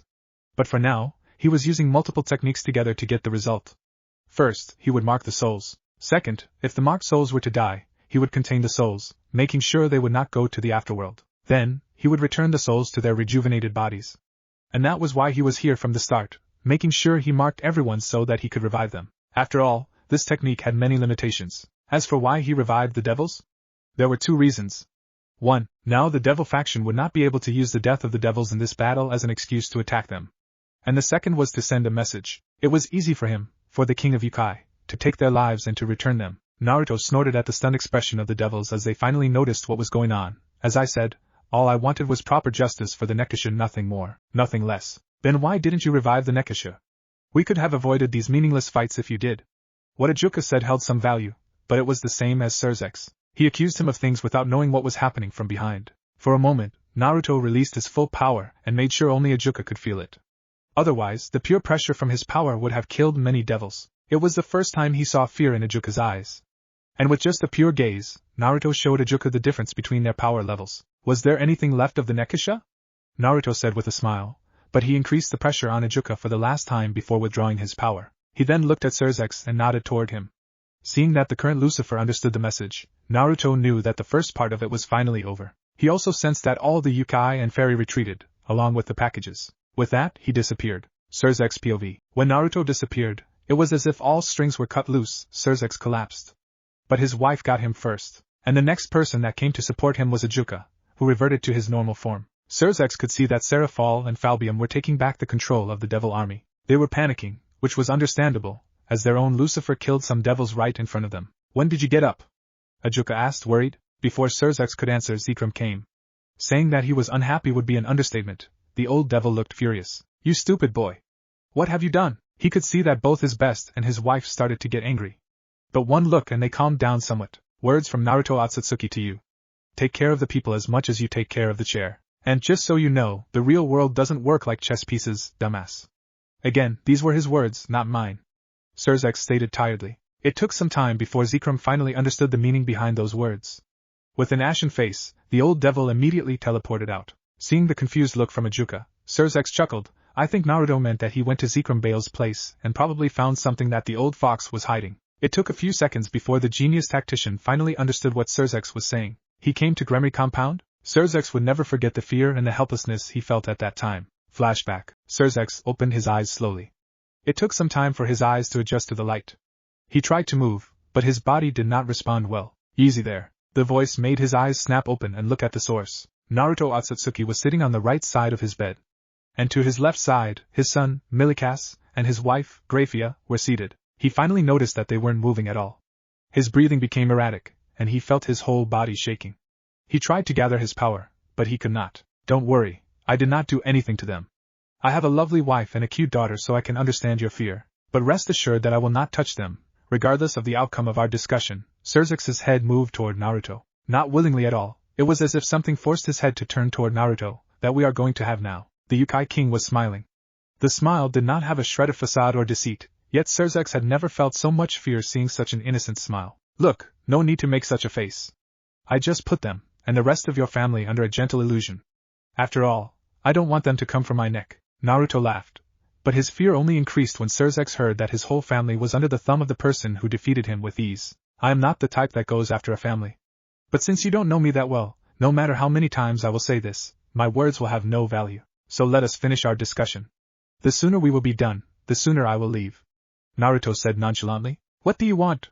Surzex asked, his voice raspy. Justice for Nekashu. Naruto sighed. Why doesn't a single devil understand such a simple fact? I do not want your land, treasure, women, or technology. All I want is justice for the deceased Nekashu. Repay it by blood, not a drop, more or less. The devils were influenced. We were. He could not finish as Naruto laughed out loud. It was a humorless laugh, something that just sounded wrong. Same bullshit like other devils. Ask yourself this, what would you have done if our roles were reversed? Would you have listened to these kinds of cover-ups? Surzex could not reply, and seeing that Naruto smiled, just as I thought. Naruto got up and Surzex tensed. He once again tried to gather his powers, but to no avail. An hour later, the Avalon Kingdom will strike. Don't worry, it will not be an all-out attack from our side. No matter what you believe, trust me, the devil faction will not survive an all-out attack from us. Naruto chuckled as he made his way toward the door. I will give you one last chance, Surzex Lucifer. You are supposed to be the leader, not the Zekrom Bale. And if he starts throwing tantrums at your decision, just tell him, take care of the people as much as you take care of the chair. And just so you know, the real world doesn't work like chess pieces, dumbass. He will know what I meant. Naruto stopped just as he reached the door. Surzex, this time, the voice sent chills throughout his blood. Don't let me down for the second time. All I want is peace and justice. But if I have to rip apart another faction to get them, I will not hesitate to do so. I will not like it, but I will do it for my people. It's a promise. With that, he was gone. Flashback ends. When he was gone, everyone was back to normal. Surzek sighed. After that, I had a long discussion with Grafia and my parents. And this was the answer you came up with? Ajuka asked. You've seen him, Ajuka. You know that there was no time to play around with words. Surzek replied. I am not disappointed. I think you chose the safest decision. Much to his confusion, Surzek laughed at Ajuka's words. I did not choose the decision, my friend. The choice was all but given to me. The Avalon Kingdom went toe-to-toe with our army. And then their special individuals started winning against ours. And finally, Naruto Otsutsuki all but played with the full might of the devil faction. They deliberately crushed our hopes and pride so that not many would complain if I made the hard choice. And even if they did, they would not gain any support, not after this. Not after the last stunt he pulled. Ajuka's eyes widened as he understood what Surzek meant. You mean the reason he deliberately resurrected the devils in front of us? He did it to show that my choice not only brought back the devils but also stopped a war that would easily take lots of lives. He was also able to make one point clear. Surzek smiled grimly. He forced the notion into every devil that the Avalon Kingdom is strong, if not stronger than us. Ajuka felt fear once again. Surzek could see that, and he knew very well why. His best friend was known for predicting future events, but even with his brilliant mind, he could never think of something like this. Ajuka, Surzek called out to his friend, make sure that the pillar is well secured, and inform all the devils that any disrespect toward it will be met with harsh punishments. Then he turned toward his wife, who was until now, silently holding him up. I will go back and rest for a while. As Grafia created the teleportation spell, Surzek looked back at Ajuka again. By the way, if I am not wrong, I think you may find some devils missing. Just let that go. Ajuka raised an eyebrow at that statement. The Avalon Kingdom. Diodora Astaroth was shaking to his core as he fell on his butt.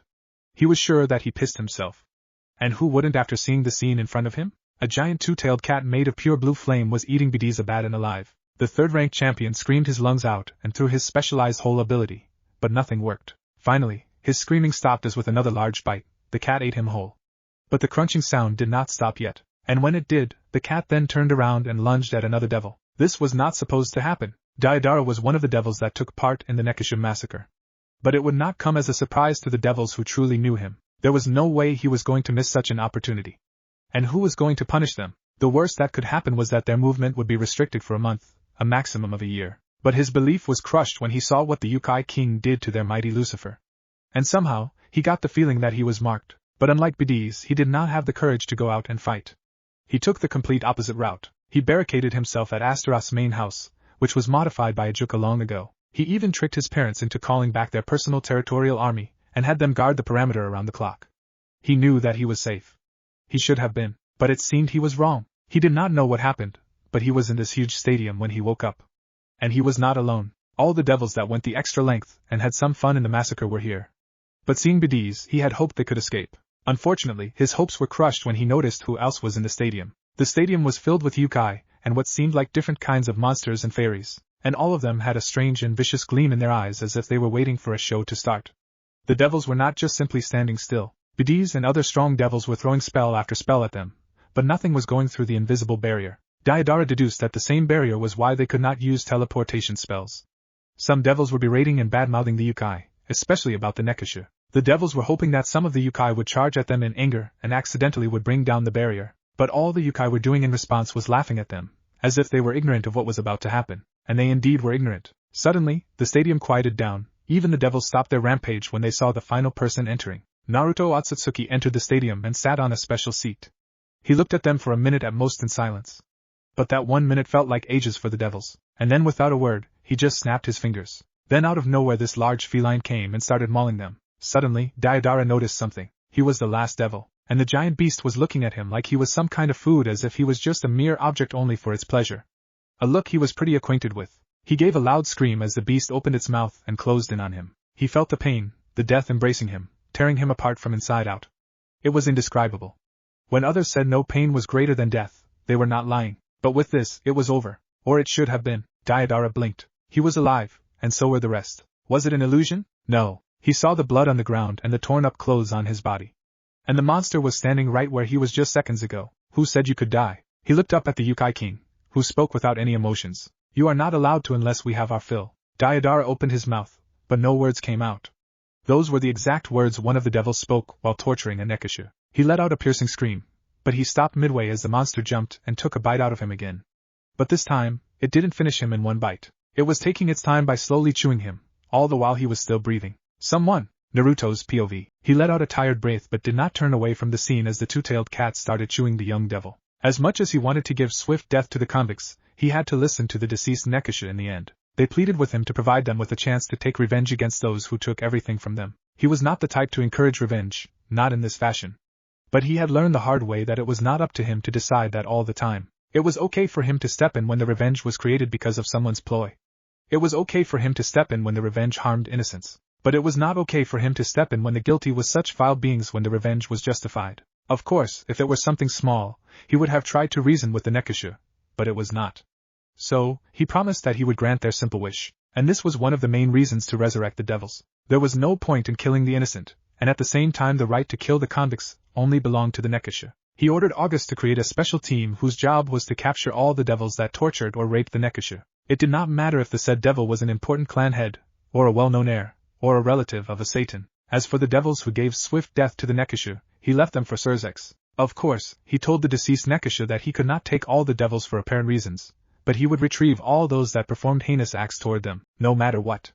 The deceased Nekashu were okay with his decision. The other reason was politics. This was pointed out by Jiraiya. This event could be considered as the acting stage for the grand entrance for the Avalon Kingdom, and if he were to massacre all the convicted devils there, it would send a wrong message to every other faction. But this way, it showed that the Avalon Kingdom would take the appropriate amount of action only when it was necessary. At the same time, it also showed how powerful the Avalon Kingdom truly was. As for the deceased Nekashu, even after he had purified their souls and sent them off, it was not enough. Even when he brought the whole devil faction to its knee, he knew he could do more. He promised them that he would, and so he did. Naruto gathered all the souls of the deceased and gave them a form. He also gave them a portion of his power so that the devils could not harm them at all, no matter how strong they were. In a sense, the two-tailed cat which looked exactly like Matatabi was the collective form of all the deceased Nekashu which had a fraction of his power. He really wished to revive all of them, but he had neither the ability nor the authority to do it. But he was glad that at least with this, all the deceased Nekashu would now properly be able to pass away. The corruption that was cast on their souls would be thoroughly cleansed, and the guilty would be rightfully punished. Now all that was left for him was to find the main culprit, the heaven. Is this true? The answer to that question was simple, but that simple word was hard to say for Michael. Currently, he and Raphael were in the private chamber used by their father. The room was simple but, at the same time had an elegant touch to it because of the intricate designs. Although the four great seraphs would always take care of this room, none would stay here any longer than necessary. After all, this place would always remind them of who they lost in the Great War. But this was an exception. Brother, Michael sighed. He knew very well why someone calm and collected like Raphael was this frustrated. He looked at the picture of their father, the only picture that showed his form. The biblical god's full body was made with light, but it was not hard to distinguish his body features, but there was one thing that was clearly shown in the picture. Yes, Michael once again focused on the unique third eye that their father possessed. The Youkai King, Naruto Otsutsuki, possesses the eye of the one, but rest assured, he is not our father. Only a handful of beings knew about their father's third eye. Because their father made sure that the source of his power would always stay hidden, no matter what. And that was why he would have a formless appearance that he used most of the time. Michael, he finally looked at his younger brother. This is eye of the one we are talking about. Maybe he is the reincarnation of our father. Maybe he is his second son. You do know that only our father possessed the eye of the one, and the fact that we have found another person when we are facing such a dire situation cannot be considered a mere coincidence. You do remember what his last words were, right? Do not give up on hope. The words came automatically to his lips. Over the centuries, these words became like a prayer for Michael to continue, to move on. Maybe this is the hope he was talking about, Raphael pleaded. He is the king of the Avalon Kingdom. He belongs here. Raphael did not shout, but his conviction clearly showed through his tone. If he truly is our hope, then he will eventually come here. Michael sighed. Seeing Raphael's reaction, Michael was glad that he did not tell Gabriel and Uriel, because if those two had heard about this, they would have rushed to the kingdom to meet Naruto, regardless of the consequences. And seeing what the Avalon Kingdom did to the devils, although to some it was justified, Michael did not want to push their luck. Also, he was not sure of what to think of Naruto. He was similar to their father because of the aura he felt from him, but at the same time, very different because of the actions he had seen him take. But there was one sure way to find out if he was related to their father in any way, and it was to see how much control Naruto could have over the heaven system. But for that to happen, they had to bring him here somehow, and the best way to do that was to tell Naruto Otsutsuki everything, and ask for his help. It sounded straightforward, but there were many risks. Risks he could not take as the leader of the heaven faction. For now, we will just monitor Naruto Otsutsuki's movement, nothing more, nothing less. He needed a second opinion. And he knew who he should go to. Unknown location. You took your time. Rise of him stopped walking and looked to the side to see his brother leaning on the wall. The hideout was still a few good kilometers away. It seemed his brother was more restless about this than he initially thought. He turned toward him, and once again, he couldn't help but notice the similarities his little brother had with their father. Well, the thing was, he only looked like him since his attitude was very different. Sorry for the delay, Solomon, but Zekrom was out like a hound. Rise of him answered with a soft-hearted chuckle. That rotting old man is predictable. Yes, he is. But considering everything I did, I assumed it was safer to go into hiding for a few days. Solomon just nodded at his words and then looked at who was behind him. Is it her? Rise of him turned around to see the young Nekashu, who was following him. Her eyes were still glassy and unfocused. Maybe he used too much of the power of corruption on her? Well, it did not matter as long as her body and power were untouched. Solomon walked toward her and took a good look at her with his only good eye since his other eye was covered with an eye patch. According to him, his other eye suffered a severe injury in a fight. But Rise of him never bought it. After all, he knew Solomon was stronger than him, even though his little brother would always try to hide that fact. Yes, it does seem like she possesses the dragon taming ability. Solomon nodded his head in satisfaction. As if there were any doubts, Rise of him said, finally a bit of sarcasm coming out. But he did wonder, for some time now, how Solomon could tell who had what abilities without even touching them. Solomon did not say anything and just extended his hand. With a sigh, Rise of him gave him the rope that was connected to the collar the Nekashu girl was wearing. Rise of him knew that the girl's mind was corrupted to the point that she would never run away. But just to be safe he took some necessary measures. How many dragon-taming maidens have we got so far? Not enough, was the short reply he got from Solomon. He could not help but sigh when he saw Solomon creating a teleportation spell and leaving with the girl. Unlike most of the four great Satan's kin, Rise of him did not have much interest in seeking revenge against the underworld or the current four great Satans. He also did not have any interest in the world domination that his father and the other original Satans and their descendants had desired. But that all changed when Lilith, his mother and the only person whom he truly respected, told him that he had a brother. Of course, at first, he thought that his mother died, but it turned out she was hiding until she safely gave birth to Solomon. It was not Lilith who approached him but Solomon around 200 years ago. Like him, he did not have any interest in ruling the underworld. But when Solomon told him about the truth regarding Trihexa and the biblical god, for the first time in his life, he was filled with ambitions and dreams. And also, the fact that he finally found a devil, who understood him somewhat, was quite entertaining. But still, Rise of him massaged his beard. We already have 4 dragon-taming maidens. Exactly how many do we need to summon the 3rd heavenly dragon? Then his focus turned toward the untouched report Euclid delivered, which was in his pocket. He took out the report and started reading it. It was short and on point, but the content was quite upsetting. To think that the outcome of the dispute would be completely out of his calculations. It seemed the Avalon Kingdom was more troublesome than he thought. I wish I could have some rounds with this Avalon Kingdom. They seem quite unpredictable. Rise of him chuckled. Unfortunately, the Nekashu massacre turned into a much messier incident than I thought. It is better to go undercover until the fire dies down. What if Naruto was Youkai Highschool DxD? And thanks for watching my video till the end. If you enjoyed this content, then do consider subscribing to my channel. And leave a like if you guys need the next part. Comment down and thanks for watching the video and see you guys in the next video.